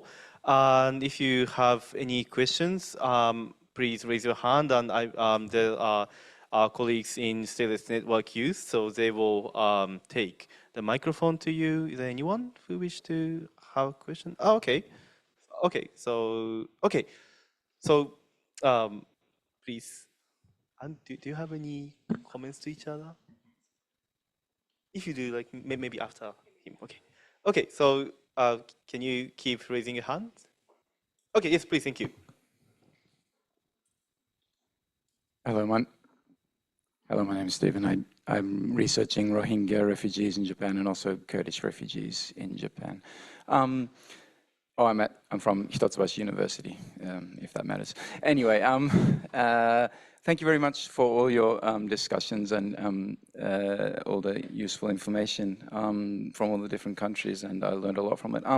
I had a question sort of related to discussions about registration and the need for education and so on, especially regarding Michael's research, is it, with the people in the Philippines and the, sorry, I can't say what they're called. I forgot what you said. But anyway, the people living on the sea. But I had a question regarding their situation. Yeah, okay, so they've become sedentarized, and so that's a problem, and they need to be registered. But then is another thing that might be also relevant to other people in sort of border areas or who are suffering like this in border regions, and something that especially people who are involved with legal issues or advocacy as well should think about, is maybe looking for more agreements that allow free movement across borders, especially for people in local areas. And it's my understanding that these do actually exist in various parts of the world that allow local populations to freely move across borders. But at the same time, with increasing securitization and especially paranoia from wealthy countries, including Japan, but also countries like Australia, this leads to further border securitization. So maybe this is one of the big issues that actually needs to be sort of challenged, especially by advocacy groups. Promoting registration and education might actually be more about promoting more state control, while maybe there needs to be more international agreements that sort of allow people to move between move across borders. And yeah, I won't talk anymore. Sorry, that was already too long. Okay. I definitely agree, and these are, of course, I would call them territorial waters. They don't necessarily have lands or territories in this sense. Unfortunately, in the case of Malaysia and the Philippines, they've landed right in the middle of a border dispute on Sabah. Malaysia has Sabah, and the Philippines is very ardent that Sabah is a part of the Philippines. So this has led to a more or less complete stagnation in talks in that area in particular. An interesting contrast is Indonesia and the Philippines, where you have the Sangir people who were, by one way or another, I'm not sure how, but they ended up in the Philippines, and the two governments worked together to register them fully and give them their due rights. Unfortunately, on the border between Malaysia and the Philippines, I think that as long as this issue with Sabah persists, we're not going to see a lot of talks between the governments on how to do. You mentioned as well the wealth disparity. My mother actually went to Malaysia because of the wealth disparity between the Philippines and Malaysia, and that has also led to this sort of sentiment that Filipinos are coming to Malaysia to take our jobs and this kind of thing. and that's also another wrench in the works. So I think that until this situation is solved, and I think it does have to be resolved internally and between the two governments, we need international organizations to sort of fill the gap as much as they can. And yeah, that would be my comment. Thank you very much. So do you have, okay, and after you, okay? Thank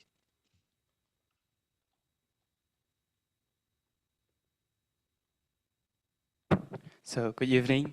So I am Maran Nokong from ICU International Christian University, first year students, so professors, peace and human rights study class students. So I am originally from Myanmar. So, well, my country have a lot of issue with the stateless and then political things. So my question would be to the Thailand. So even though like Myanmar is a sovereign state, there are like some part of Myanmar that were never really controlled by the government. So we call those as a proto-state. It's not a sovereign state, but a proto-state governed by like ethnic armed group. And there was some conflicts going on, especially in Thailand border. I believe it would be like Korean ethnic minority. So some of them were really difficult to get Myanmar national citizenship because they never really go outside of like the proto-state. And when they like fled Myanmar and go to Thailand, I'm just wondering like what the Thailand's government is like doing or what are their approach. Maybe like according to like legal reform that you just mentioned that children that are born in Thailand are eligible for citizenship, but what about those children who just fled Myanmar? So yeah, thank you for your answer. Thank you very much. This is really big issue actually now in Thailand. And we, from what I understand, I knew that the government, especially the local government and also the central government, also try to provide some humanitarian support to those groups who have already fled and now live along the border. That what I understood from the situation, the current situation. And I think Thailand is one of the challenges of Thailand is about its geopolitics as well. It's, you know, stay right in the middle and have neighboring country. And we face this all the time since, I think, World War II. We accept a lot of refugee or displaced person from different countries, especially from Myanmar as well in Thailand. And we try to do something, but you know, gradually to protect them. And this is something, this is a new emerging, again, situation of the conflict between, I mean, along the border. I think we have to learn what we have done in the past and also to do something better this time. But this is the information that I know that they try also to at least provide some humanitarian assistance to these people. But further than that, I think they still like figure it out how they're going to balance between, you know, the foreign policy toward the neighbors, the regional neighbors, and, you know, global politics or regional politics that they are trying to play.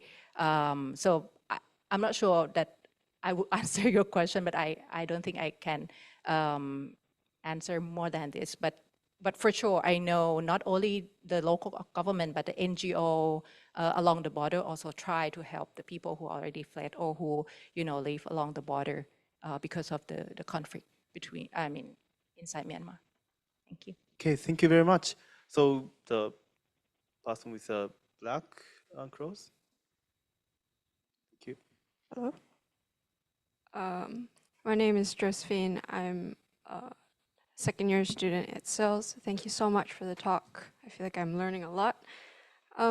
It sort of occurred to me that it's different from my perception of how easygoing it would be to get governments to help stateless people. Do you think, and it's more of an open question, but do you think that statelessness is very high priority for governments, as it seems so far? And if not, what are some of the challenges that you've faced in getting people to talk about it and keeping it in political discourse? Thank you. Thank you. Maybe Rotiana, do you have any idea about this? Okay, Jocelyn, thank you for that question. Statelessness, I can say directly is not a prioritized issue. It's a very politicized issue, right? In Sabah, for instance, the political discourse is very much ethnic based. So we have political parties that survive along racial and ethnic discourse. And when you bring up statelessness, it will stir a lot of resistance, a lot of questioning and resistance that these people are actually going to change the local demography in the country and going to be politically exploited to politically exploited to, in favor of certain political parties, So it's very politicized and it's not easy to openly discuss about it. And, the immigration law, doesn't have a special status for stateless persons. So it's either you are a citizen or non-citizen and whether you are legal or illegal. So we have stateless and refugees who are, falling within this dichotomy, which is false, And we don't recognize stateless, stateless as a category in our immigration law. So it's hard. And in Malaysia, there has been a new development where the government is trying to tighten the citizenship law. So we learned that confrontational approaches as well as strategic litigation may not be fruitful in actually championing the rights of stateless people. Instead, they can actually have adverse consequences. So we have had cases that are in favor of, giving right of citizenship to stateless persons, to foundlings, to children who would otherwise be stateless, but in return, instead of, enforcing these decisions, the government has decided to step back, and they have decided to take away some of the existing safeguards already there in the law to protect foundlings and children found to be stateless and stateless persons.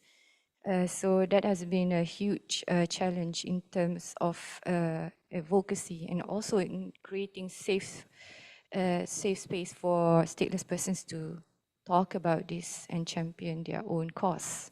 Yeah.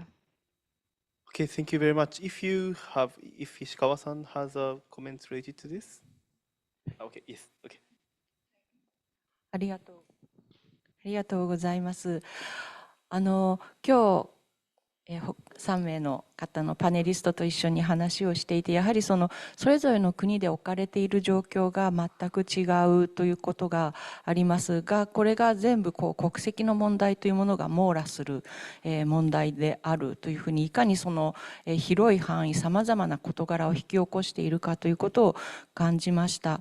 で、そうですね、国籍があるかないかというシンプルな問題が語るのが非常に難しいものであるということを改めて感じています。ただ日本の文脈で考えた場合に、ごめんなさい、日本の文脈でしか考えられないところもあるんですが、国籍のない人をどうするかというような視点もありますけれども、そもそも国籍が何かというところと、日本の場合は人の移動によってこの問題が起きている。そして日本は、急速に、なんでしょう、高齢化している社会で、外国の方に入ってもらわなければもう社会を維持できないようなところに来ています。このように移動してくる人々に付随するような国籍の問題をどう考えるのかというところのも一つの政策としてあると思うんですね。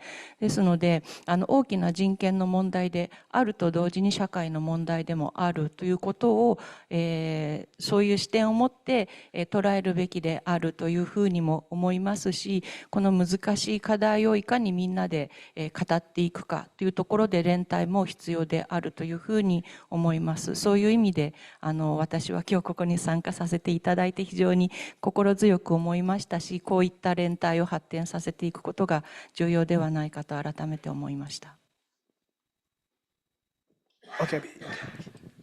Sorry, I would like to just add quickly. Just like Rosiana said, statelessness issue never been prioritized. In reality, to be honest, we are minority working on this issue. But if you bring in other issue like human rights, other lens like developments and regional cooperation, something that can lobby the government or negotiate with the government to work on this issue. So I think working on statelessness is also a sort of skill that you need to negotiate, and you need to see, where the winds flow and how you're going to say something on the right issue at the right time, something like that. So I think, of course, it's never prioritized, but we still have some hope to bring some other issue and to show the government or the other stakeholder that this is important. This is our problem. Is not, other people problem, but we need to do this together. And just quickly to say that one thing that I would like to highlight, that we need to come back to the understanding. I think the thing that we missed a lot is the understanding. We don't have the deep understanding about this issue. And not only about this issue, but sometimes we also don't understand about who are our national. We always identify people as on the paper. Like, okay, you have ID paper issued by Thailand, you are Thai. But if you're not, but according to the law, you have the, Thai parents, but somehow, unfortunately, you don't have a paper. That doesn't mean that you are not Thai, for example. So I think this kind of understanding, the deep understanding about the issue, nationality, statelessness, and especially the fundamental principle of human rights, I think this is something that we need to keep echoing. Okay, the final. Okay, okay, please. Okay. Just to echo that as well, that it's complicated. I want you to imagine being asked the question, are you building schools for illegal immigrants? This is sort of a thing that you face quite often. But I also want to emphasize that I think that we have to think of is the day after statelessness, right? So as part of our programs, we also do help to register the children and their parents if they're not registered yet, and we try to bring down the registration fee as well. But at the end of the day, what happens then? Now you have a piece of paper. You've still lived with several generations of deprivation of access to things that other people have had. And I think when we think of statelessness, we really have to avoid thinking, okay, we gave them the document, job's done, it's over. Because I think otherwise we might find that even after giving them citizenship, they will still be struggling many years after. So just that quick comment. Thank you very much. This is really a nice wrap-up of this panel discussion. I hope we will continue our discussion, and also we will have different aspects of experiencing or learning about statelessness in the second half of the session. So I hope you to stay in this symposium. I've heard that in Zoom there are many questions, but I'm so sorry, but we could not cover these questions, so we will consider the way to, the possibility to respond to these questions later in any way. Okay, so I would like to close this session. Thank you very much for panelists for the nice discussion. Thank you.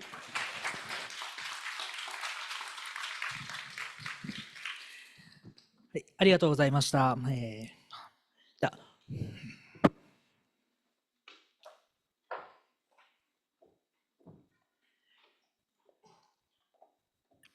ではここで休憩をお取りいたします。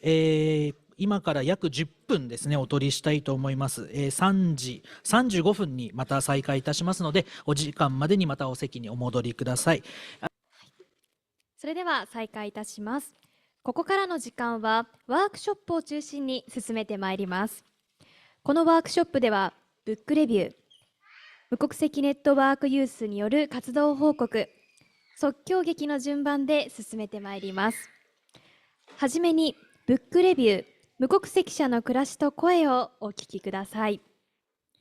それではブックレビューのモデレーターは秋葉武史が行います。それではよろしくお願いいたします。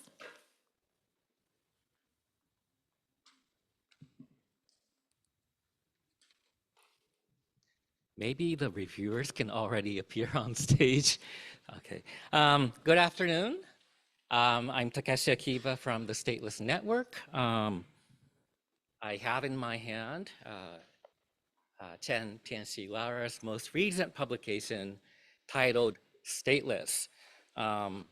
It's a wonderful book, very personal, but also speaks a lot about the issues of stateless people in Japan and Asia and beyond. So we have the honor of having the author today right in front of us, and also two people, two honorable guests, to provide a review of this book. So maybe I should invite the panelists in order. Rosianna Mohammed Erzali, who's been with us from the first half, if you can show up on the podium. And Yakshiji Nana, who is a steering committee member of the Stateless Network. Yes. And then the author herself, Chen Tianxi Lara. Thank you for being here. Okay, so we're going to start with Rosianna first. If Rosianna will provide an overview of this book and some of her comments for Lara.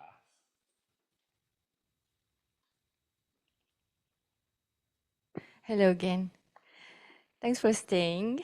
So it's an honor for me to be given this opportunity to review Stateless by none other than Prof. Tianxi Lara.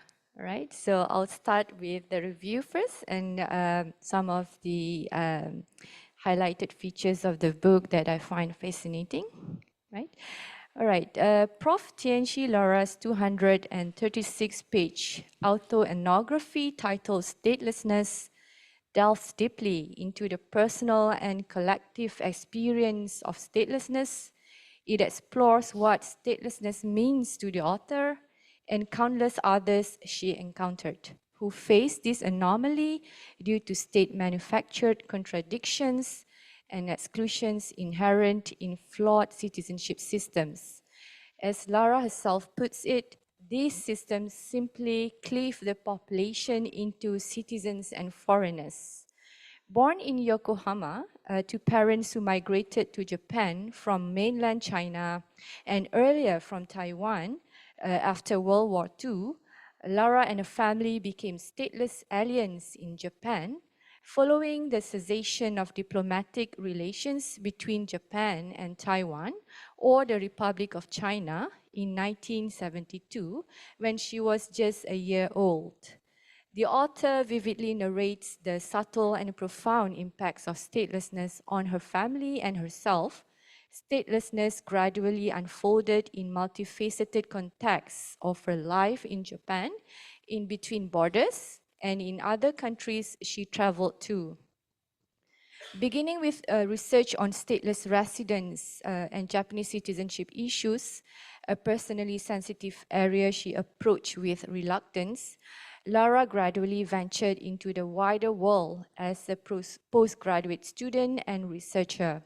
Her studies on Chinese migrants interwove her shattered dreams and uncertainties about the future with a resilience and commitment to her beliefs in what she ought to pursue despite her statelessness. She worked with NGOs and academics in Japan, Hong Kong, the US, and Europe, among other places. Through her research, she uncovered statelessness in Okinawa among Japanese Filipino children, children born out of wedlock, and refugees fleeing persecution and war in Japan. She then extended her journey to exploring statelessness to other Asian countries, including Brunei, Malaysia, the Philippines, and Vietnam. The author richly chronicles the diversity and complexities of life histories and the factors leading to statelessness in each case she encountered. Towards the end of the book, Lara transitions from academia to activism, founding Japan's first NGO championing the cause of statelessness, known as the Statelessness Network.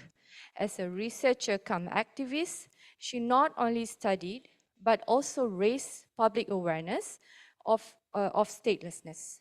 Through her work, she continues to amplify the voices of stateless people, aiming to reduce misunderstandings and prejudices about statelessness and stirring thoughts about the contradictions within the current citizenship systems. So I find Laura to be truly an exceptional writer, and personally, her book stands out for several reasons to me. First, the book is grounded in Lara's direct experiences with statelessness and stateless persons, providing honest interpretations and reflections that connect the subject with multiple contexts of statehood, politics, self-identity, and socio-cultural norms. Secondly, the compelling narratives of her personal journey of rejection and resilience deepens our empathy for the experiences of stateless individuals. Third, her work balances intellectual and methodological rigor with personal emotion and creativity, making the complex issue of statelessness truly accessible and engaging. Fourthly, the lived experiences of the stateless people she met challenge us to rethink commonly held beliefs about statelessness. And last but not least, by presenting diverse typologies of statelessness, Lara opens a broader lens on the issue, making it relevant to a wide audience to understand statelessness in a holistic way, including for students, academics, NGOs, lawyers, bureaucrats, and diplomats. To conclude, Prof. Lara's autoethnography is a profound and enlightening work that not only documents the struggles of stateless individuals, but also serves as a powerful call to address and resolve statelessness globally. Thank you, Rosianna, for the excellent, concise review of Lara's work. And now a response from Lara, and maybe a good way to think about this is, why would you want people sitting, the audience, here to read your book? What did you put a lot of emphasis when you thought about writing this book? So, please. Yeah, I was thinking about it. Maybe I should. I can.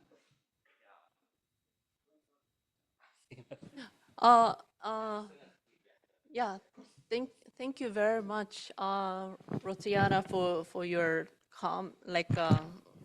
comments more than what I, what I did. I think the reason I wanted to, back to the Akiba Sensei's comment too, I just wanted more people know about this issue much easily. yeah, that's all. Because now I think compared to like 15 years ago, more and more people are working on the statelessness issue.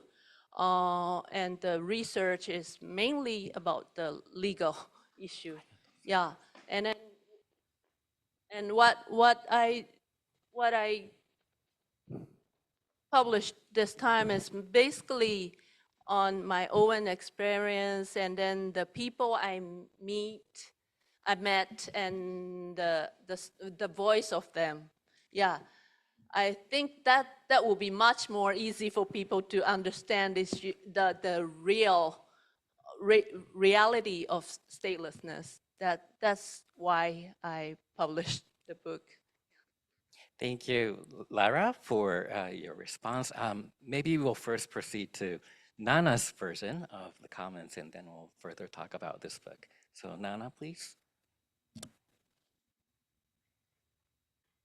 私の方から2点コメントと質問をさせていただきたいと思います。まず1つ目に無国籍の方々の優位性と当事者とともに行う活動についてです。先生は本の中で無国籍であることは本当に哀れでマイナス面ばかりなのであろうかと問いかけていらっしゃいました。また無国籍だからこそ社会の真相を伺い知ることができると、世界の架け橋となれる存在である無国籍の優位性というものを記していらっしゃいました。で、私はこれまで無国籍ネットワークユースと無国籍ネットワークの活動を通してマレーシアを訪ねた際に、無国籍の方々と交流した時に生活に苦しみを抱えながらも自分たちは国籍にとらわれずただバジャウ自分の民族で、いたいと思っているという話をしてくださったことが特に印象に残っています。私がその時出会った方々は、国への帰属にとらわれず無国籍であることをネガティブというより自然なものとして捉えたいというふうに考えていることを私は知りました。本にて無国籍の当事者の方々がメインで語るシンポジウムを日本で初めて開催されたということを先ほどもおっしゃってましたが、書かれていました。このシンポジウム以降先生が、無国籍に関する活動をされる中でそれぞれ異なる状況にある無国籍の当事者と方々と共にどのような活動をされてきたのかということをまず1点お聞きしたいです。そして2点目は、絵本の出版と若い世代の問題の認知度についてです。本の中で虹を一つの色だけ見ても意味がないように人を国籍やパスポートだけで見ることは不完全な認識でつながりを大事にすることが大切だということを先生は述べてらっしゃいました。で、本で触れられていたように、先生と私を含む国籍ネットワークユースのメンバーでこのメッセージを伝えるために無国籍をテーマにした絵本を作成しました。で、私はその制作過程を通じて、先ほど何度かお話でも出てきたんですが改めて無国籍のさまざまな事例を知る中で現在の国民国家体制そして国籍制度の下で無国籍者が望む形での、彼らの権利の、尊重というものがとても難しいということを実感したのも事実です。ただこの小さな影響だとは思うのですが絵本が、何かしらの役割を果たせたらなと思っていてそれは、無国籍を解決するための制度構築だけでなく社会の変化つまり無国籍の問題への認知度そして理解を高めるということにその絵本が貢献できればなと思っています。そして、本ではこの無国籍者の認知度、先ほども、認知度を高めたいという話があったんですが、としてまだ身近な問題として認識されていないというふうに本の中では述べられていましたが日本における無国籍の認知度の変化について先生はどのように受け止めてらっしゃるのかお聞きしたいです。なんかたくさんいっぺんに全部覚えられてないんですけどもまず一つ目何でしたっけ？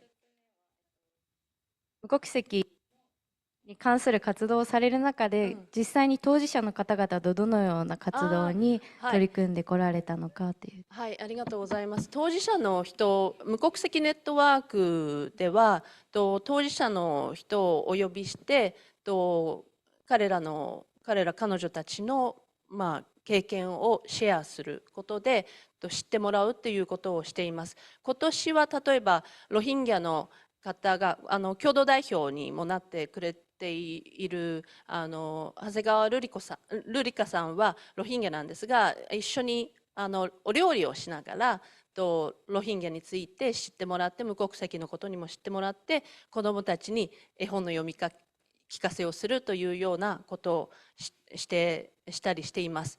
で、他にも無国籍ネットワークでは法律相談もしているんですね。で、その時には、法律相談が入った後、秋葉先生とかは法律の専門家なので、無国籍であるということという方たちのケースを解決するのに方法を見つける、あと書類を一緒に集めるとか、あとは役場に行ったり大使館に行ったりというようなことを一緒にするということをしています。はい、ハードな方とかソフトな方両面でしています。はい。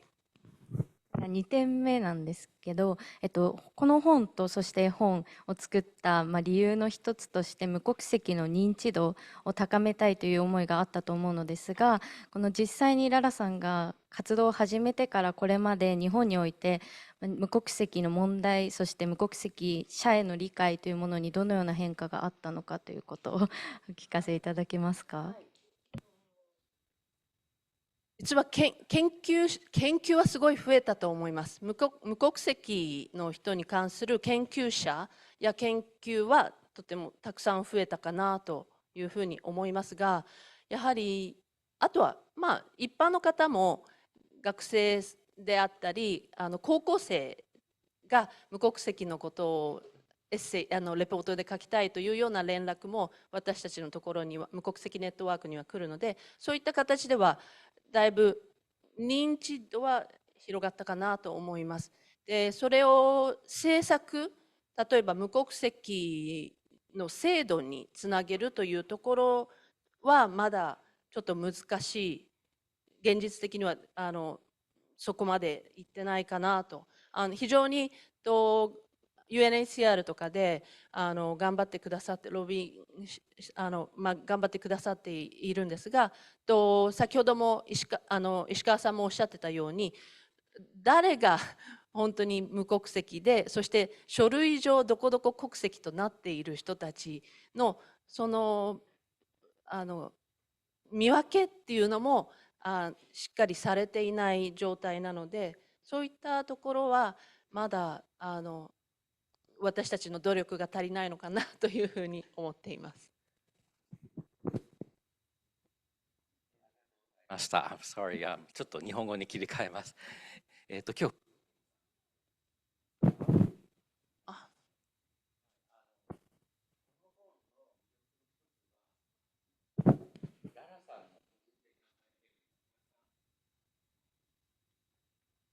この本の魅力の一つはですね、ララさんの個人的な体験もたくさん入っているんですけれども、合わせて無国籍のいろいろな方、日本国内外の方の話をパーソナルに取り上げているところです。で、長年無国籍ネットワークで一緒に活動してこられたフローリムさんの話も254ページ以降でかなり詳しく載っていて、今日会場にもいらしているので、一言で本当言い切れないお話だとは思うんですが、この場で無国籍について伝えたいことなど、もしコメントあったらいただけますでしょうか。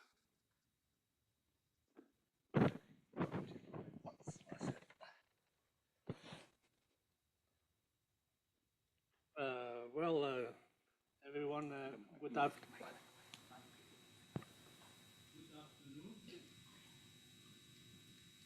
長押しで、同時通訳の関係で長押しで電源を入れていただいて。So good afternoon, everyone. Thank you for coming here.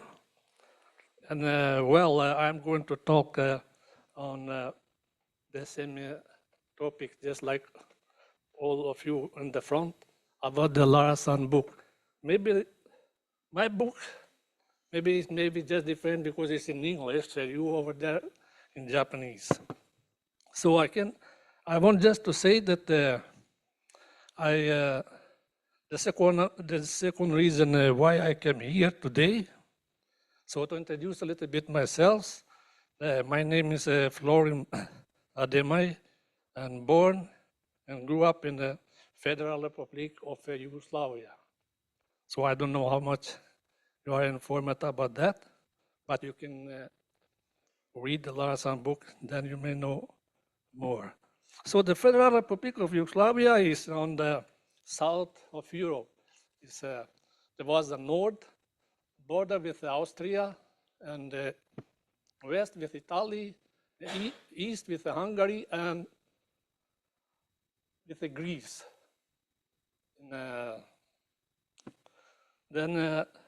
So I become stateless while I was residing here in Japan. I was already here, so I didn't enter Japan as a stateless.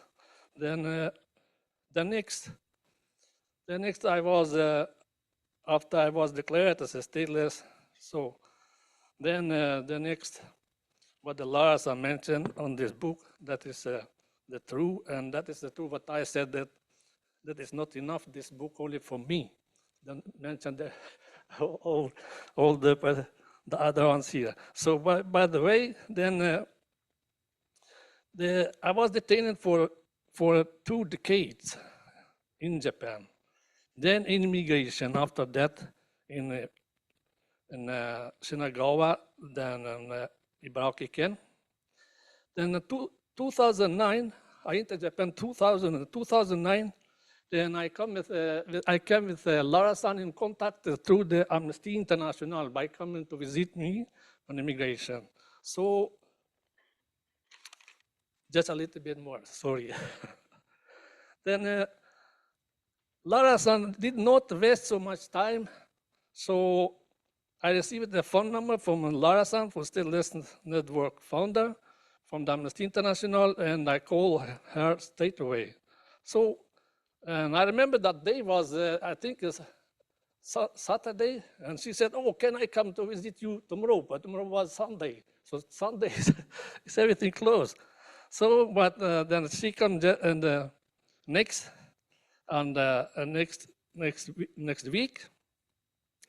Then, few months later, she granted for me the what we call in Japanese a karehoma provisional release. So, after I was a free man, after she paid $500,000 as a granting money to the immigration, so otherwise I could be maybe until today there. So then, now the current status is still stateless. From that time to now has already passed 12 years. So Lara-san, she kept writing books and after books and Japanese media, newspaper and after newspaper and Japanese TV documentaries and after documentary about the problem issue of my case of the Yugoslavia. So after now, to all of you, I have a request. So I know you are all here about one reason, about the stateless issue. And thank you so much for coming. Then because the stateless issue is not so hard problem, not so serious problem of my own experience to being as a stateless, but is it the being a stateless, but we are treated really like a homeless, not like a stateless. So and then right now the one reason the stateless issue and refugee will if you are all here in this event and others who are on the online, if we want to understand better their content about the stateless people, here is the latest book from Lara, as I mentioned, The Stateless in English language. So then that is the only way. That only way. We cannot not learn or teach something or doing something by talking, by meeting like this. This is very important. So, but it's more important when you get and read by yourselves and watch by yourselves and contact the people directly. So, but only talking from which one there is countries the issue, it will not work. We cannot go forward at all. So please, everyone who get this book, or today or after that, I just can offer you a free signature. That's all I can offer. So then what I can say, and I have no right to work, no health insurance, nothing at all. Even through the corona, that all Japanese get, that never mind the Jumayen or Ichien, but even through the corona virus, COVID-19, I did not get 1 yen from Japanese government, nothing, zero. So that is not the matter, Jumayen. It's the matter of the feeling of the treatment of the country. So I get pissed off, sorry to use this word, I get angry, not because all the neighbors around me, or even the other foreigners, they get something. But I was just, it changed my way of thinking. Because how is that possible that they go to give to the neighbor, and not to me? So by the way, thank you to a special thank you to the Lara-san, and thank you to the Ryoshima-san, and thank you to the all here in the room, in this class, and thanks to the Stateless Network, youth, to everybody, and I love you all. So for more and more information about the story, please get in this book. Thank you so much. フローリウムさん、ありがとうございました。フローリウムさんの話、聞き取っていただけましたでしょうか。おそらく今のフローリウムさんの話が一番ララさんが本でやったことの魅力なのかなと思っております。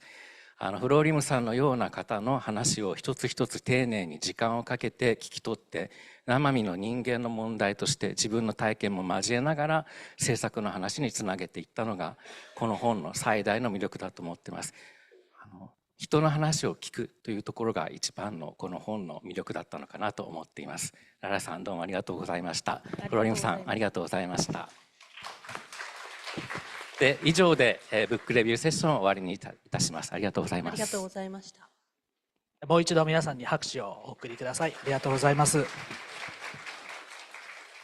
私も、無国籍状態約30年間、侵されていて、ララさんとはですね、もう10年以上前から知り合いを仲良くさせていただいておりました。で、今回の出版された本に私が載るのかなと思ったら、なぜか選ばれませんでした。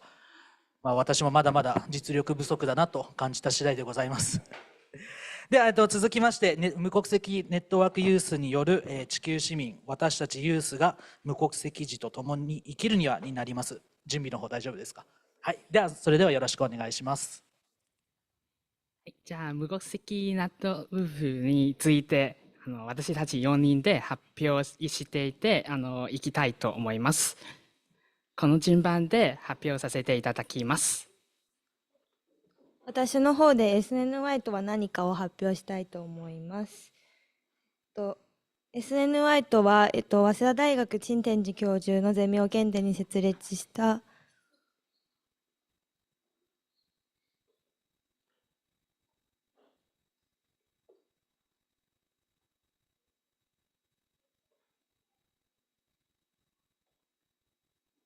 すいません、もう一度いきます。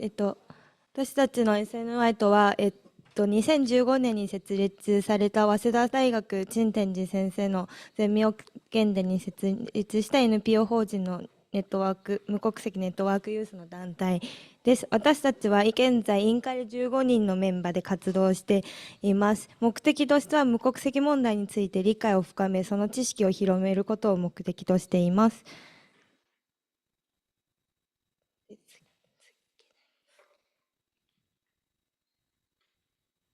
次、私たちの活動について発表したいと思います。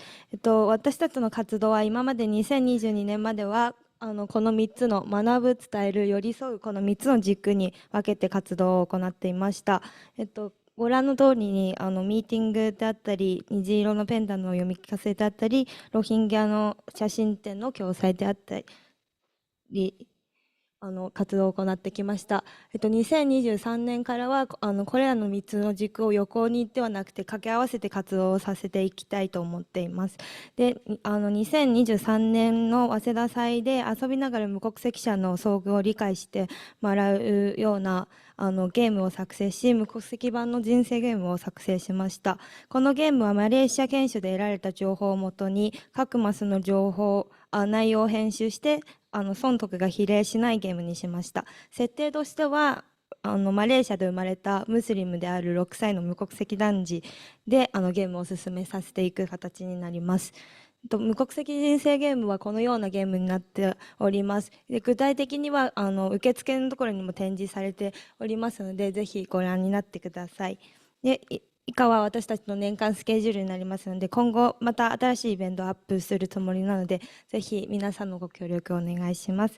次はマレーシア研修に関してエマとジェンが発表させてもらいます。よろしくお願いします。And I'll be talking in English. Okay, so I'm going to introduce our study trip in Malaysia in this March. Okay, we have two main objectives for this field trip. Firstly, in terms of education and outreach, we hope to foster cultural exchange of Japanese culture to broaden stateless children horizons and expose them to diverse cultures beyond Malaysia, because like most of them do not have the opportunities to experience by traveling to learn the cultures which they are interested in. And by providing them knowledge outside the textbook, we hope to empower the children to encourage them to pursue their dreams regardless of their status. And secondly, by engaging in this study trip, we could investigate the stateless issues to raise the awareness in Japan to let more people know about the stateless issues happening around us. So what we did in Malaysia. During this field trip, we have visited schools specialized for stateless children in Sabah and Kuala Lumpur that we learned about their educational philosophies and teaching methodologies to educate and support the stateless children and community and what challenges they are facing now. Additionally, we engaged the children in various activities such as like Japanese handcraft, games, bookmark making, and storytelling. And another major activity during our trip was conducting home visits to stateless children's families. This allowed us to generally understand their current living conditions, struggle, and challenges, which are often overlooked or misunderstood. So as we also promoted the Rainbow Pendant, which is the first picture book about stateless in Japan, to the stateless children to explain the concepts about nationality and identity in a more simple and understandable way to encourage them. So as you guys already heard from the panel discussion, Malaysia is located in a place where it's close to the Indonesia and the Philippines. So there are people from Indonesia and Philippines who are stateless, as well as the Samadila and the Rohingya, and this is all because of the general use of jus sanguinis. So the first place we visited is Grey Training Center, GTC in Tawau, Sabah. So GTC is an initiative of Calvary Love Foundation, founded in 2010, that provides education to stateless children in Tawau. It is a home to the only licensed education center in Malaysia for undocumented children in Malaysia, and serving over 300 children aged 5 to 16. And the tuition fees cover only the fundamental expenses of teaching materials, and some children will have the opportunity to apply for sponsorship. The center offers a basic education that includes studying 3 different languages, Malay, English, and Chinese, based on the official national school syllabus. And additionally, qualificational skills are taught to help the children for better job opportunities and to cultivate their attitude and behavior. And this education also helped them to overcome issues related to violence and hygiene, to improve their life status and bring a positive impact to the local society. And although the secondary school lessons were established in 2017, a few students have successfully registered for the SPM examination. And SPM examination is a Malaysian Certificate of Education. It's a national examination set forth by all fifth form secondary school students in Malaysia that is complementary for national school students as a basic requirement to enter college. And this will provide them with more opportunities to obtain stable and relatively high-paying jobs.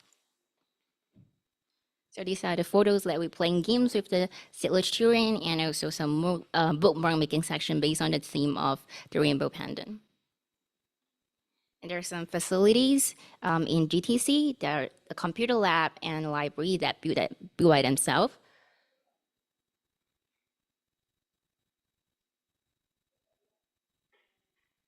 Okay, and most stateless families live in areas where locals rarely dare to enter. This is our home visit. And because they're unable to afford and legally rent a house, so they will build their own houses out of wood on the edge of the city. So during our home visits, we learned that some families were reorganized as parents sometimes left Malaysia and never returned, leaving their children with neighbors or relatives. This family often have many children, so they find it financially difficult to send each child to school. And GTC will help them to apply for a full sponsorship. And some will make a living by farming and selling products at morning markets, but they also face monthly threats of police checks. Now we're going to talk about the Sama Bajau. They live in this area called Semporna. They live in the sea borders between the Philippines and Indonesia and Malaysia. And because of the colonization by the British people, it led to dividing the sea with these borders, so they cannot have nationality. So this is them playing in the water.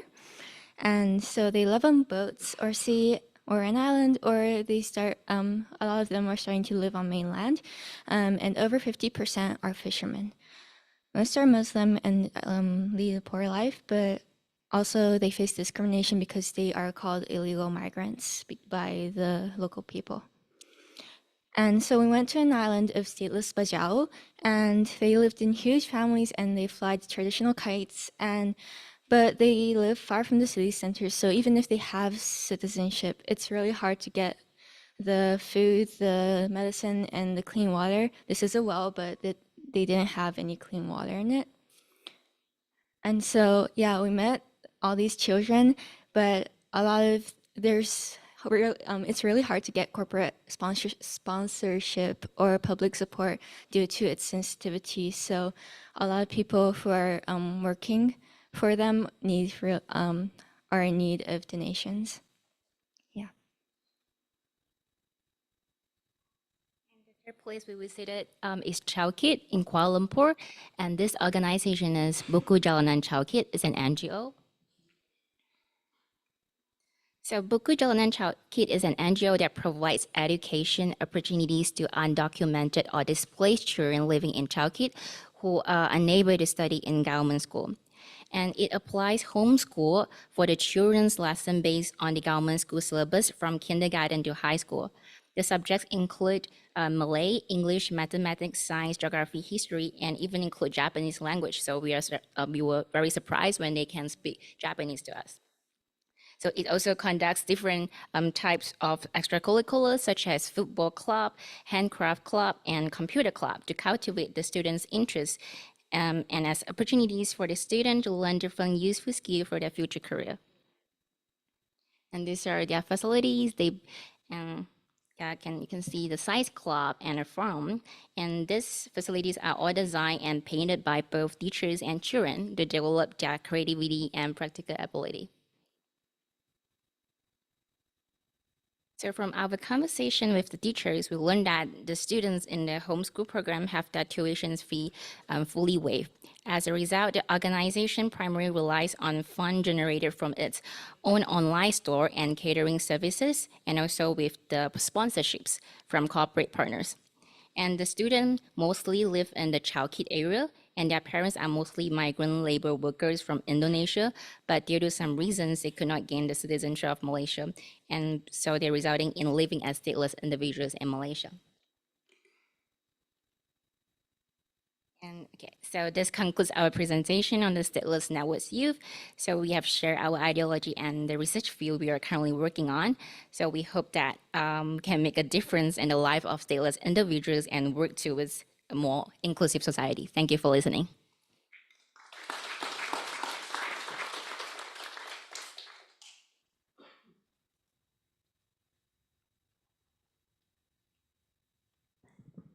ユースの皆さん、発表ありがとうございました。実は私もユースの卒業生なんですけれども、先ほど壇上に上がった薬師寺奈々と私がユースだった頃に絵本虹色のペンダントを作成いたしまして、でそちらの絵本が今年英語版になったこと、そして、今のユースの皆さんがそちらをマレーシアで読み聞かせをしてくださったことなどにすごい嬉しいなと思いました。引き続きユースの皆さんのご活躍を応援しております。それでは続いては即興劇に移ります。ここでのモデレーターは京都橘大学准教授で無国籍ネットワーク理事の那須拓馬純子さんです。それではよろしくお願いいたします。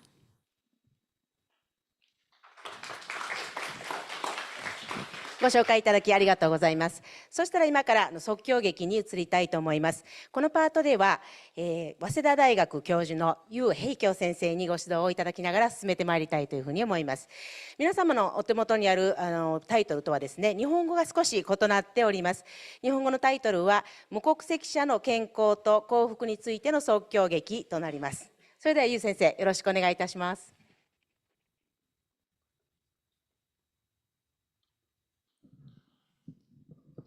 Good afternoon, everyone. I'm BKU. So let me first briefly introduce my colleague, Professor John Rossini. He's my colleague since I used to work at UC University of California at Davis, and he and I have developed a series of health education program, originally to change the health behavior by using the theater techniques. I hope my slides are coming very soon, but some kind of reluctance by the system though. But,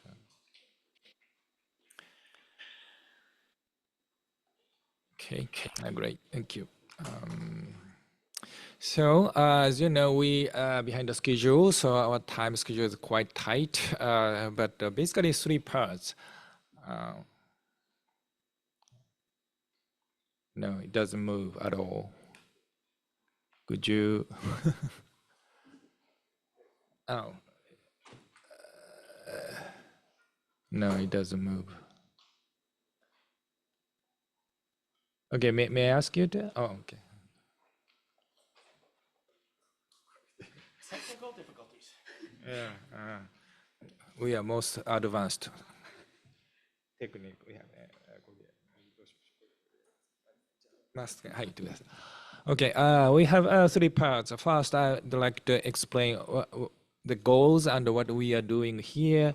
And second part is improvisation, but I'd like to ask for the volunteers to perform on the stage. And the final third part would be a discussion part. I would ask the impression from the performers and also from the floors. Okay, next please.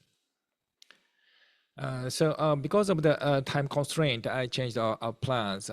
I'm going to recruit only 6 persons to perform on the stage in English. So next slide, please.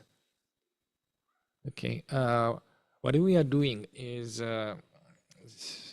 so this is a part of my research project to provide opportunities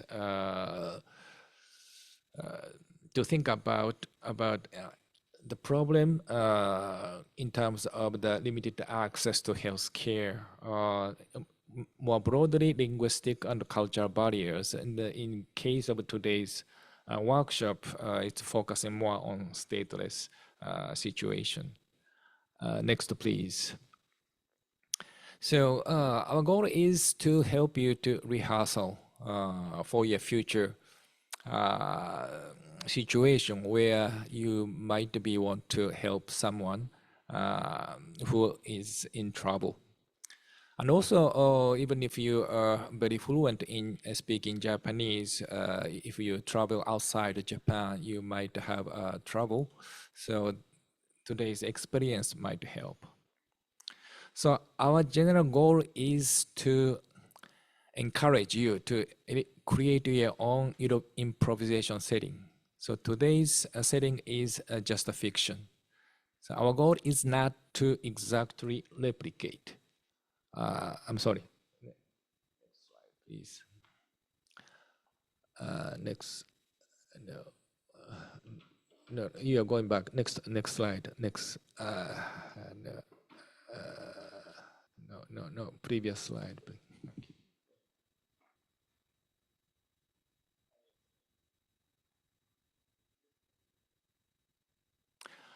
So our goal is to our goal is not to exactly replicate what happened in reality, but to inspire spectators. So this is the word created by Brazilian playwright Augusto Boal. So this means you can be both spectator and actor. Especially who are going to improvise today. So I hope you to try spectators and then discuss with people around you for a longer time. Next slide, please. Okay, let me explain today's setting. The location is medical clinic's reception desk in Japan. There are three characters, protagonist as a patient. Second character is receptionist. Third, another patient. And I would ask actors to choose gender age that seems to function well for the character. The first character is protagonist, a college student, early 20s, who is visiting a clinic because of an urgent medical reason for injury, but he or she does not have a health insurance card. But she has only one identification card that indicates she or he is stateless. So that was worried by the receptionist, and receptionist is going to refuse. Next slide, please. Again, actors can choose gender and age when you play, and so try to reject the protagonist. But you can change your minds if you are convinced by a reasonable dialogue. The third character is a patient looking like a construction worker or whatever. But please try to help the protagonist and also relieve the tension by your creativity. So you might want to be creative. Okay, so let me go back to the very first part. Could you show this one? Okay, so let's show the demonstration. Anna-san, please.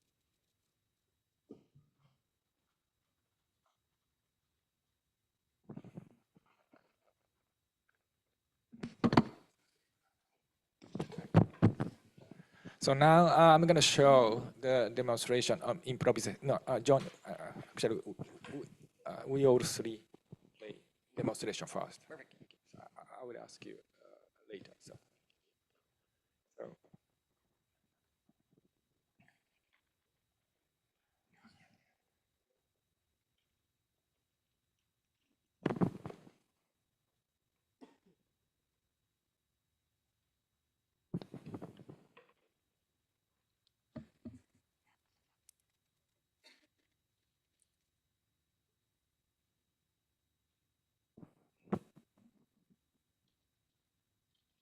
次の方どうぞ。こんにちは。足を骨折したかもしれません。軽症とか出してもらってよろしいですか？すいません、今日免許証しか持ってないんですけど、これで大丈夫ですか？ちょっと見せてもらっていいですかね。他にはないですか？すいません、今日これだけしか持ってなくて。これ無国籍って書いてますよね。他にないもない。はい。ちょっとこれは困るな。どうしようかな。ちょっと待っといてもらってもいいですかね。はい。はい、すいません。あらららら、どうしたんでしょう。山田さん、この前もかかっておられましたね。そうですね。ちょっと待ってくださいね。調べますね。はいはいはい。そしたらちょっと順番並んでおいてもらっていいですか。はいはい。また呼びますね。すいません、はいはい、私は。あなただからちょっとね、わからないんですよね。でも私、ここ日本に住んでるんです。でもそうなの？ちょっとお名前がでもちょっとね、さっきの方ね、日本の方で何回も来られてるし。そしたらこの免許証預けておくので、今日見てもらうことは。困るから。でもなんか骨折してるらしいのに。そう言われてもね、ちょっとこっちもこっちのルールがありますから。なんでこちらの方はいいのに私は。この方はよく来られてるから。でも若い人も骨折したら大変じゃないですか。助けてあげてもいいんじゃないですかね。お願いします。そうですかね。ちょっと困るな。どうしようかしら。はい。山田さん。という感じでやります。はい。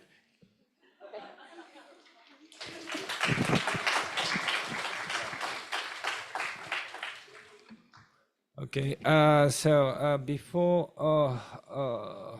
okay, we skipped, okay. All right. So before move on to the demonstration, I'm sorry, I skipped some warm up. So let's start with warm up first because I believe everyone is shy. If you don't mind, could you stand up? Yeah, if you are still awake or alive or whatever. If you are tired, please keep sitting. But if you still have some energy to stand up, okay. So please just move your body whatever you like. I think you might have a neck pain or hip pain or other part of the pain. Okay, now please use your body right and left hand side reverse, right and left side, and move the directions. You move your body, but change your direction in terms of right and the left.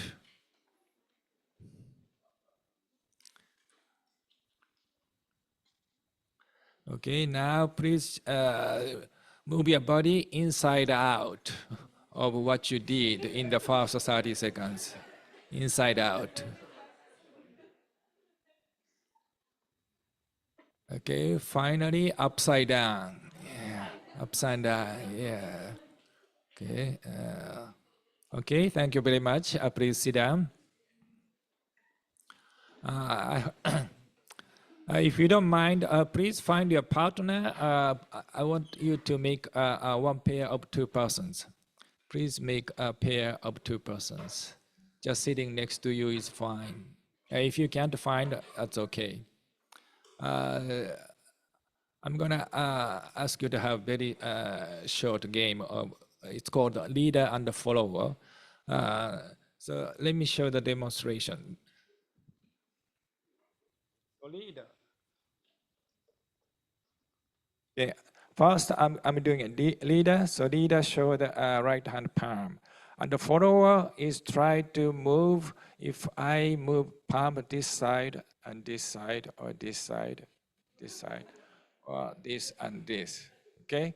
Don't move too fast unless you want to your friend. Okay. So now look at your pair. Okay. Look at your pair and please raise your hand. If you wear a lighter color clothing, you will be a leader first. Okay, please raise your hand if your clothing is lighter. Okay, good.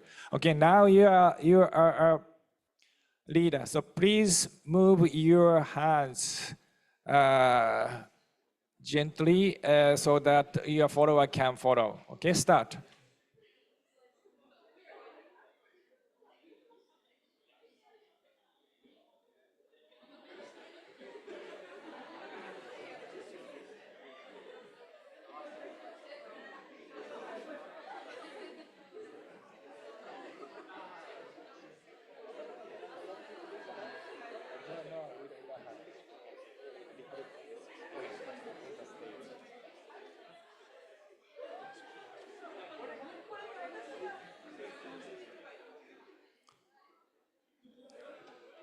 Okay, thank you very much.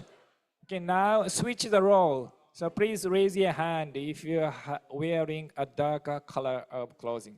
Okay, now you're gonna be a leader. Okay, please start.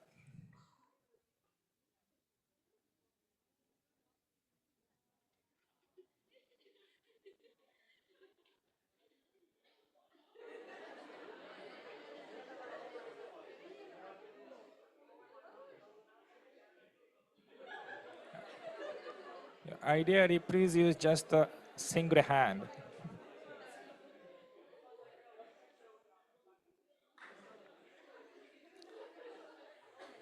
Okay, thank you very much for your participation.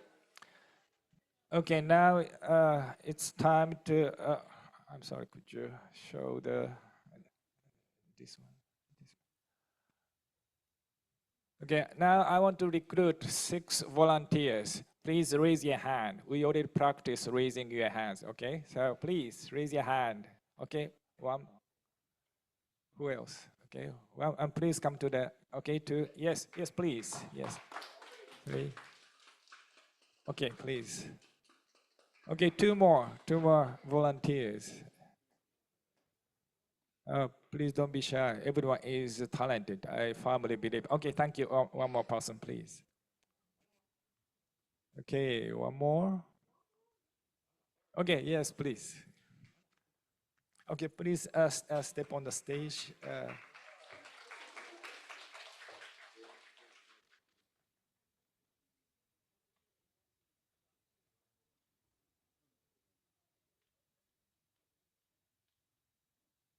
So the first 3 would be here, and the other 3, could you wait this side? Other 3 people? No. It doesn't matter. Okay. So could you wait on this side first? Because I hope you to play these 3 persons. So which role do you want? No, you don't have to speak Japanese at all. So basically, yeah, speak English on the stage. Okay. I can be the receptionist. Okay, so yeah, receptionist, please pick gender and age.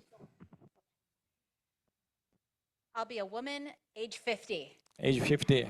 And the next person?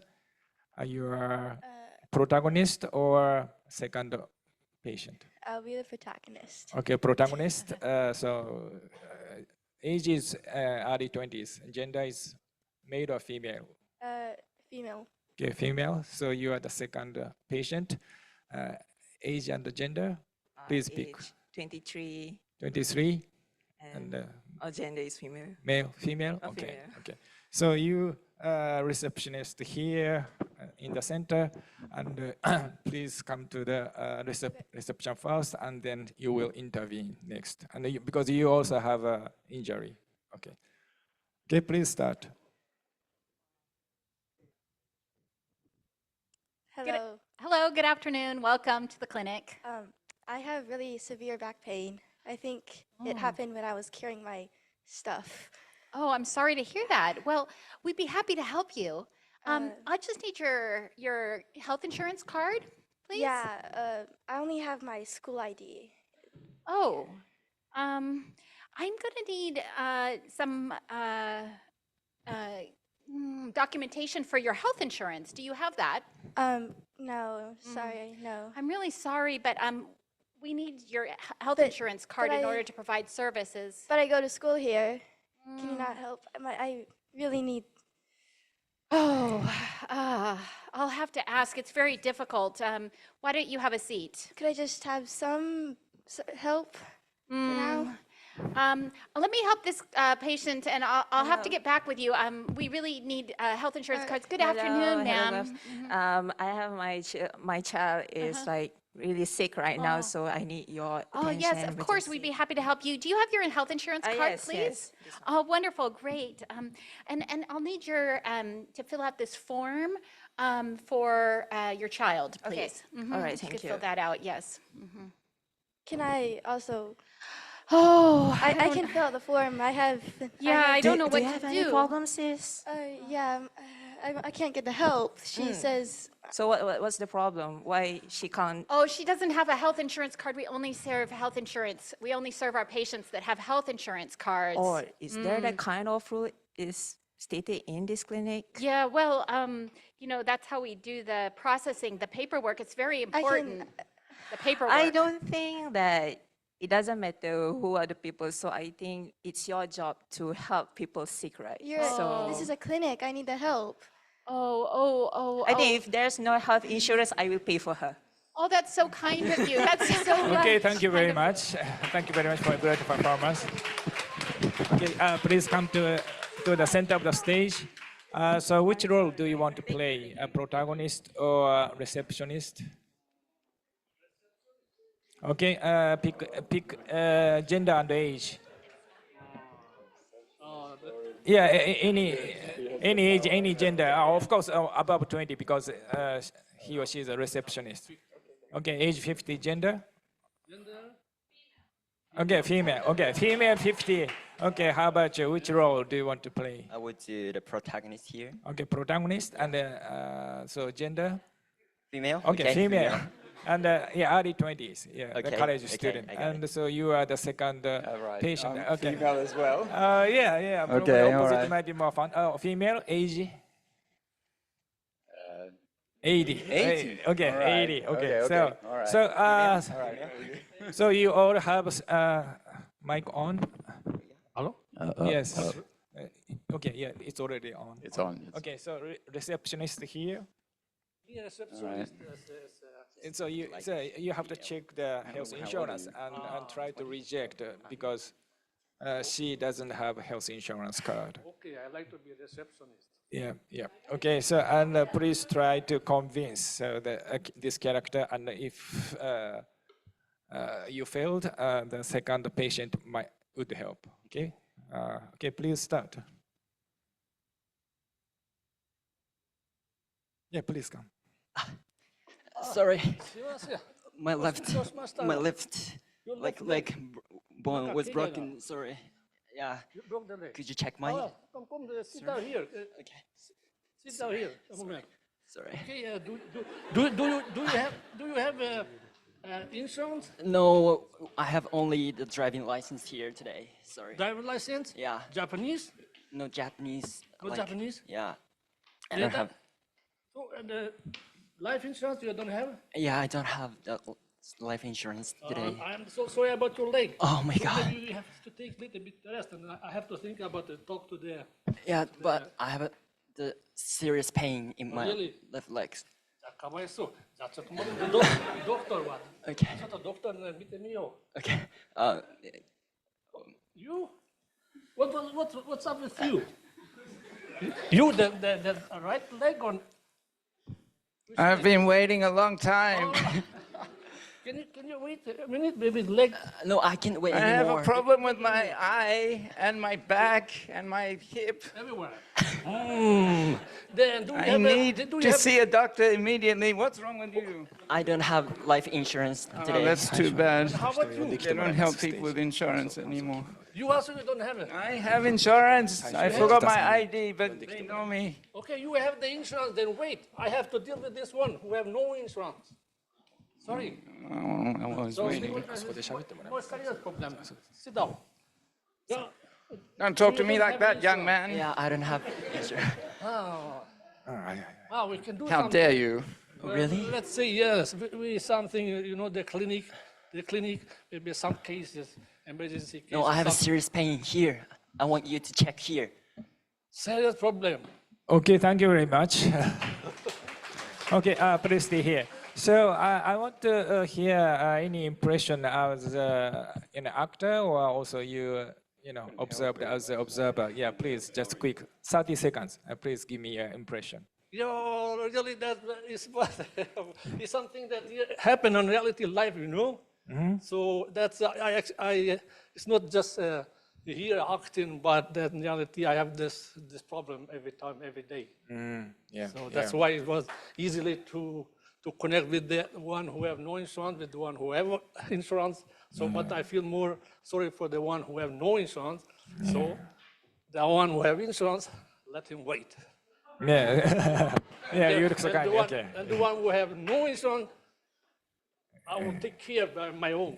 Okay. Yeah. Thank you very much. Yeah. Okay. How about you? Okay. Yeah. The two person. Yeah. No. Just your any impression of by your own performance or observing other players or other, other part of the players. Any impression? 30 seconds, please. It was very difficult to think in the stand of people without in the statelessness. So it was very difficult for me, and try to act like the person who has the broken leg was also too difficult for me to like. Yeah, but you look really great. Yeah. Yeah. Oh, really? Yeah. Thank you so much. Yeah. And that's all. Okay, thank you. I'm so sorry. Okay, any just impression? 30 seconds, please. I think I was supposed to help. Maybe I forgot to do that. I was thinking about how because to, you're 80s. Yeah, that's but why. no, I was thinking about it, but then I was told to sit down. So then I kind of felt helpless actually in that role. So I felt sorry for him, but like I couldn't really see any way to help it because I myself was being pushed around by this young rapscallion. Yeah, but you looked very 80s, so that was great enough. Okay, so now please give the mic to the other roles. Yes, please. Any impression?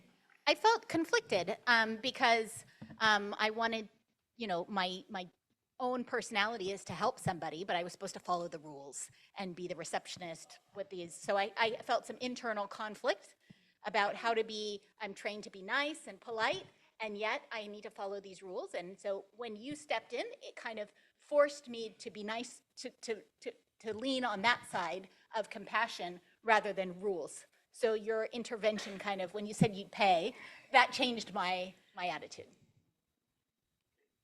For me, it was just overall a really, really valuable experience because this isn't a position I'm usually in. I don't think I'll ever have to be in it. Also, though, this being sokyogeki, an improvisation, like that really captures the moment because you don't know what to say. You're in the moment too when this is happening in real life. So, yeah, I thought it was really cool. Thank you. Please, any impression? Okay, for me, a person who intervened, the receptionist and the patient, I think that in my position, it's kind of like the patient having like difficulties to get like meditation, while the nurse, the receptionist is doing her job within the rules that has been like provided by the clinics. For me personally, like I was like the receptionist is doing her job, like shikatanai, but there are some circumstances that we need to not being selfish and help people that are having difficulties, and it's kind of like it was a good experience for me. Yeah, thank you so much for everyone, every performers. Yeah, please give big hands for them. Thank you. And then next, I ask Dr. Rossini for his comments. After his comments, I will ask any comments from the floor, so please be prepared. Okay, Dr. Rossini, please. Just a couple of things. One, this is not about acting. This is about learning about life. And the reason we ask you to act is because you learn so much more in your body. You saw how emotional all the actors were and how much of an impact it has. And you also heard, oh, I couldn't intervene because they told me to sit down, so I didn't know what to do, right? And that happens to us all the time. How do you learn what to do? Well, we could talk about it, around a table and say, this is what I'm going to do. And you walk in the clinic and they say, sit down, and you sit down. Unless you practice in your body trying this out, you may not be able to change. And the hope is that you could change. This is just one scenario. If we were to do this right, working with stateless people, we would want the stateless people to be developing the scenario. We don't want to bring a scenario and tell people how they feel or what the conditions are, but imagine what do we come up with, and you would learn as much from the scenario. Really quickly, Augusto Boal talked about doing this in terms of oppression and an experience with a young child who took a picture of a nail in a wall. And he said, why did you take a picture of a nail in a wall when I told you take a picture of your oppressor? And the boy says, well, I shine shoes and I have to carry my shoebox. Or I can rent this nail and not carry my shoebox up the mountain home. And so the cost of that nail was that child's oppressor. Whereas we might try to find other things, we have to know that the people who are doing the experiences are the experts themselves. But as you saw getting up here, you realize just how hard it is. And that's part of it, is to do it in your body, not just talk about it. Thank you, John. So now I hope to hear any impression from the floor. Please raise your hand if you have any thought, opinion, impression to share with. Otherwise, we're going to have another show. No, anyway. Okay, please. But could you use that microphone, please? Yeah, I should make one confession. It's not the case of stateless, but I was at the clinic, and the old man came. He was without insurance, and the hospital receptionist kicked him out. And I was just sitting and watching. I didn't even think of helping him. And, you know, like, yeah, I should have done this. Yes. And also, I have one question.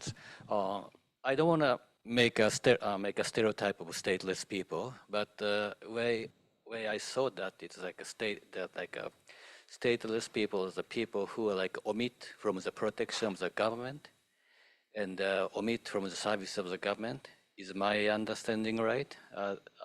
Like. Yeah, that's correct. Yeah. Yes, I see.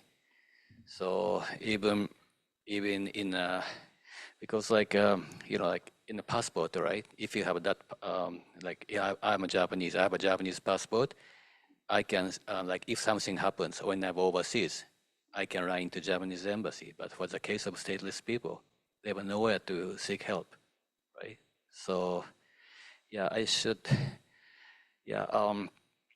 Yes, I need to change my attitude, and I wish I have participate in this mini theater before I went that clinic. Yes, 2 weeks ago, and thank you for that. Yeah, thank you very much. Yeah, thank you very much. Okay, we are running. Anyone? One more? Okay, just one. Excuse me. Can I ask that person in the front?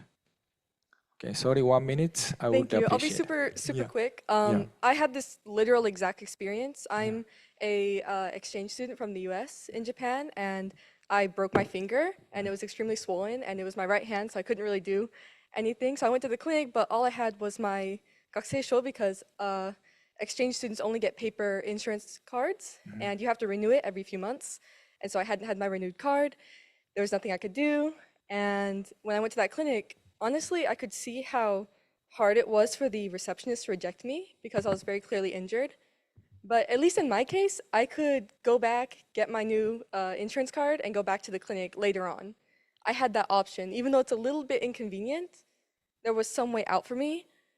So seeing this act out on the stage and realizing, wow, I thought it was bad for me, but there's people who can't even go get that insurance card. They don't have that option B or that way to come back and get support. So it was really impactful. And yeah, thank you for doing this presentation. Yeah, thank you very much for sharing your great valuable experience. And So we are running out of time, just last comments. So as John mentioned, our goal is not to get the Academy Award, so, but to think about any issues around us, not only social issue, any personal issue. These theater skills are very useful. So as I encouraged at the beginning, please try to create your own setting, your own script, and try this type of very simple theater. That would be very helpful for your future work. Thank you very much for participation.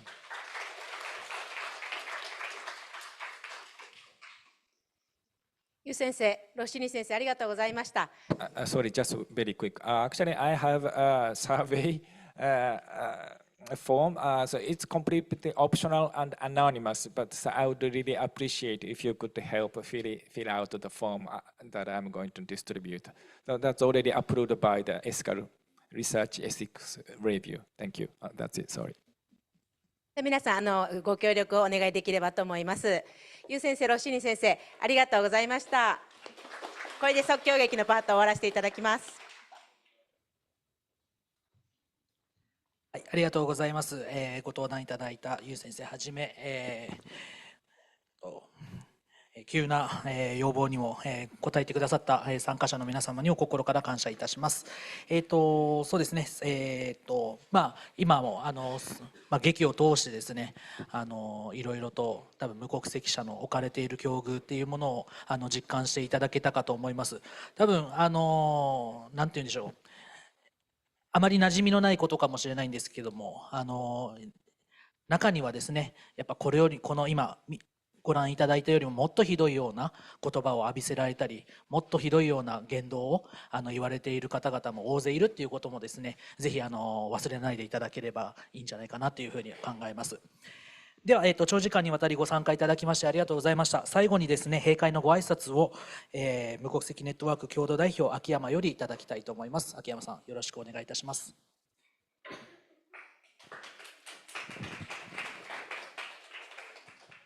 Okay, thank you very much for your participation. On behalf of Stateless Network and organizer of this symposium, I would like to thank co-organizers, School of International Liberal Studies, Waseda University, and our partner, Stateless Network Youth. I would also like to thank UNHCR, which cooperates in this symposium, particularly Mr. Amit Sen for his speech. Last but not least, I would like to thank speakers and participants to this symposium.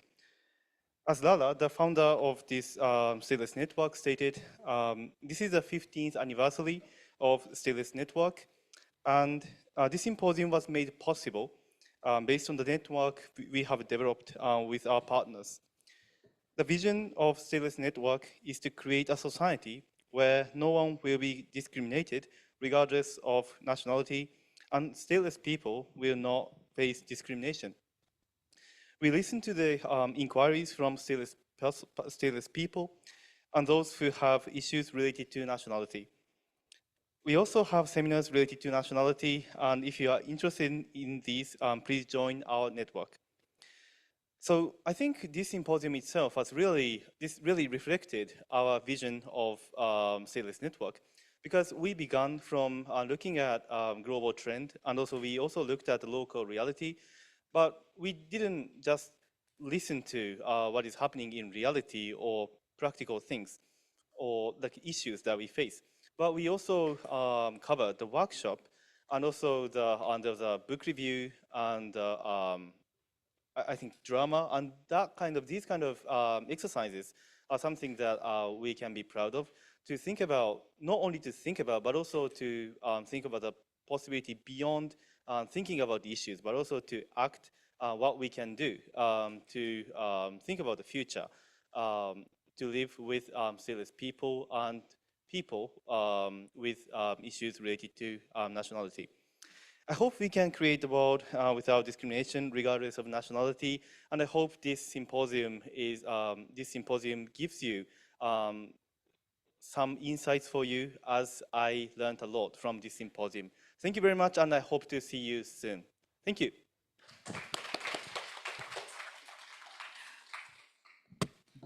あ秋山さんどうもありがとうございました。これをもちまして、アジア太平洋の無国籍者の暮らしと権利、無国籍地位条約70周年に寄せてを終了させていただきます。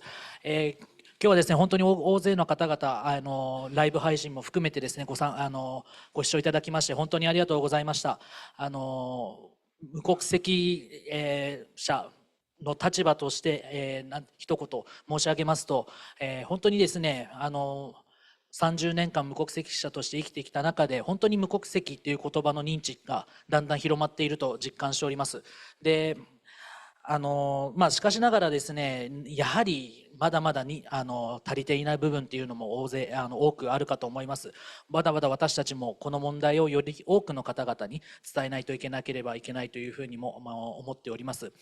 また無国籍者の立場からしてもやっぱ今日ですねご参加いただいた方がですねこんなにもいるっていうことをですねぜひパワーに変えていただきたいなっていうふうに思います。やっぱ私たちの境遇を知ってもらえている、それだけでもやっぱ明日や未来のために頑張ろうっていうように勇気を持っていただければなというふうに思います。私自身もですね両方の立場から今日のこの短い時間ではありましたが非常に有意義な時間を過ごせたと思っております。本当にありがとうございます。また、本日ご参加賜りましたすべてのゲストの方々にも心から感謝を申し上げます。本当にありがとうございます。で、ありがとうございます。はい、また重ねてこのシンポジウムの運営にご協力いただきましたすべての方々にも心から感謝を申し上げます。拍手をお願いいたします。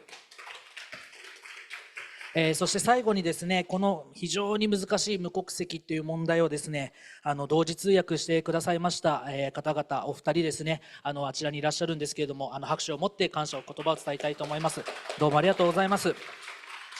多分お仕事上で無国籍の問題を知られたと思いますがぜひですね頭の片隅にこういった無国籍の問題があるんだっていうことをですね気に留めて日々生きて過ごしていければ幸いでございます。どうか最後にもう一度拍手をお送りください。ありがとうございます。はい、それではですね、この後会場の撤収作業を行いますので恐れ入りますが、お早めにご退席いただきますようご協力のほどよろしくお願いいたします。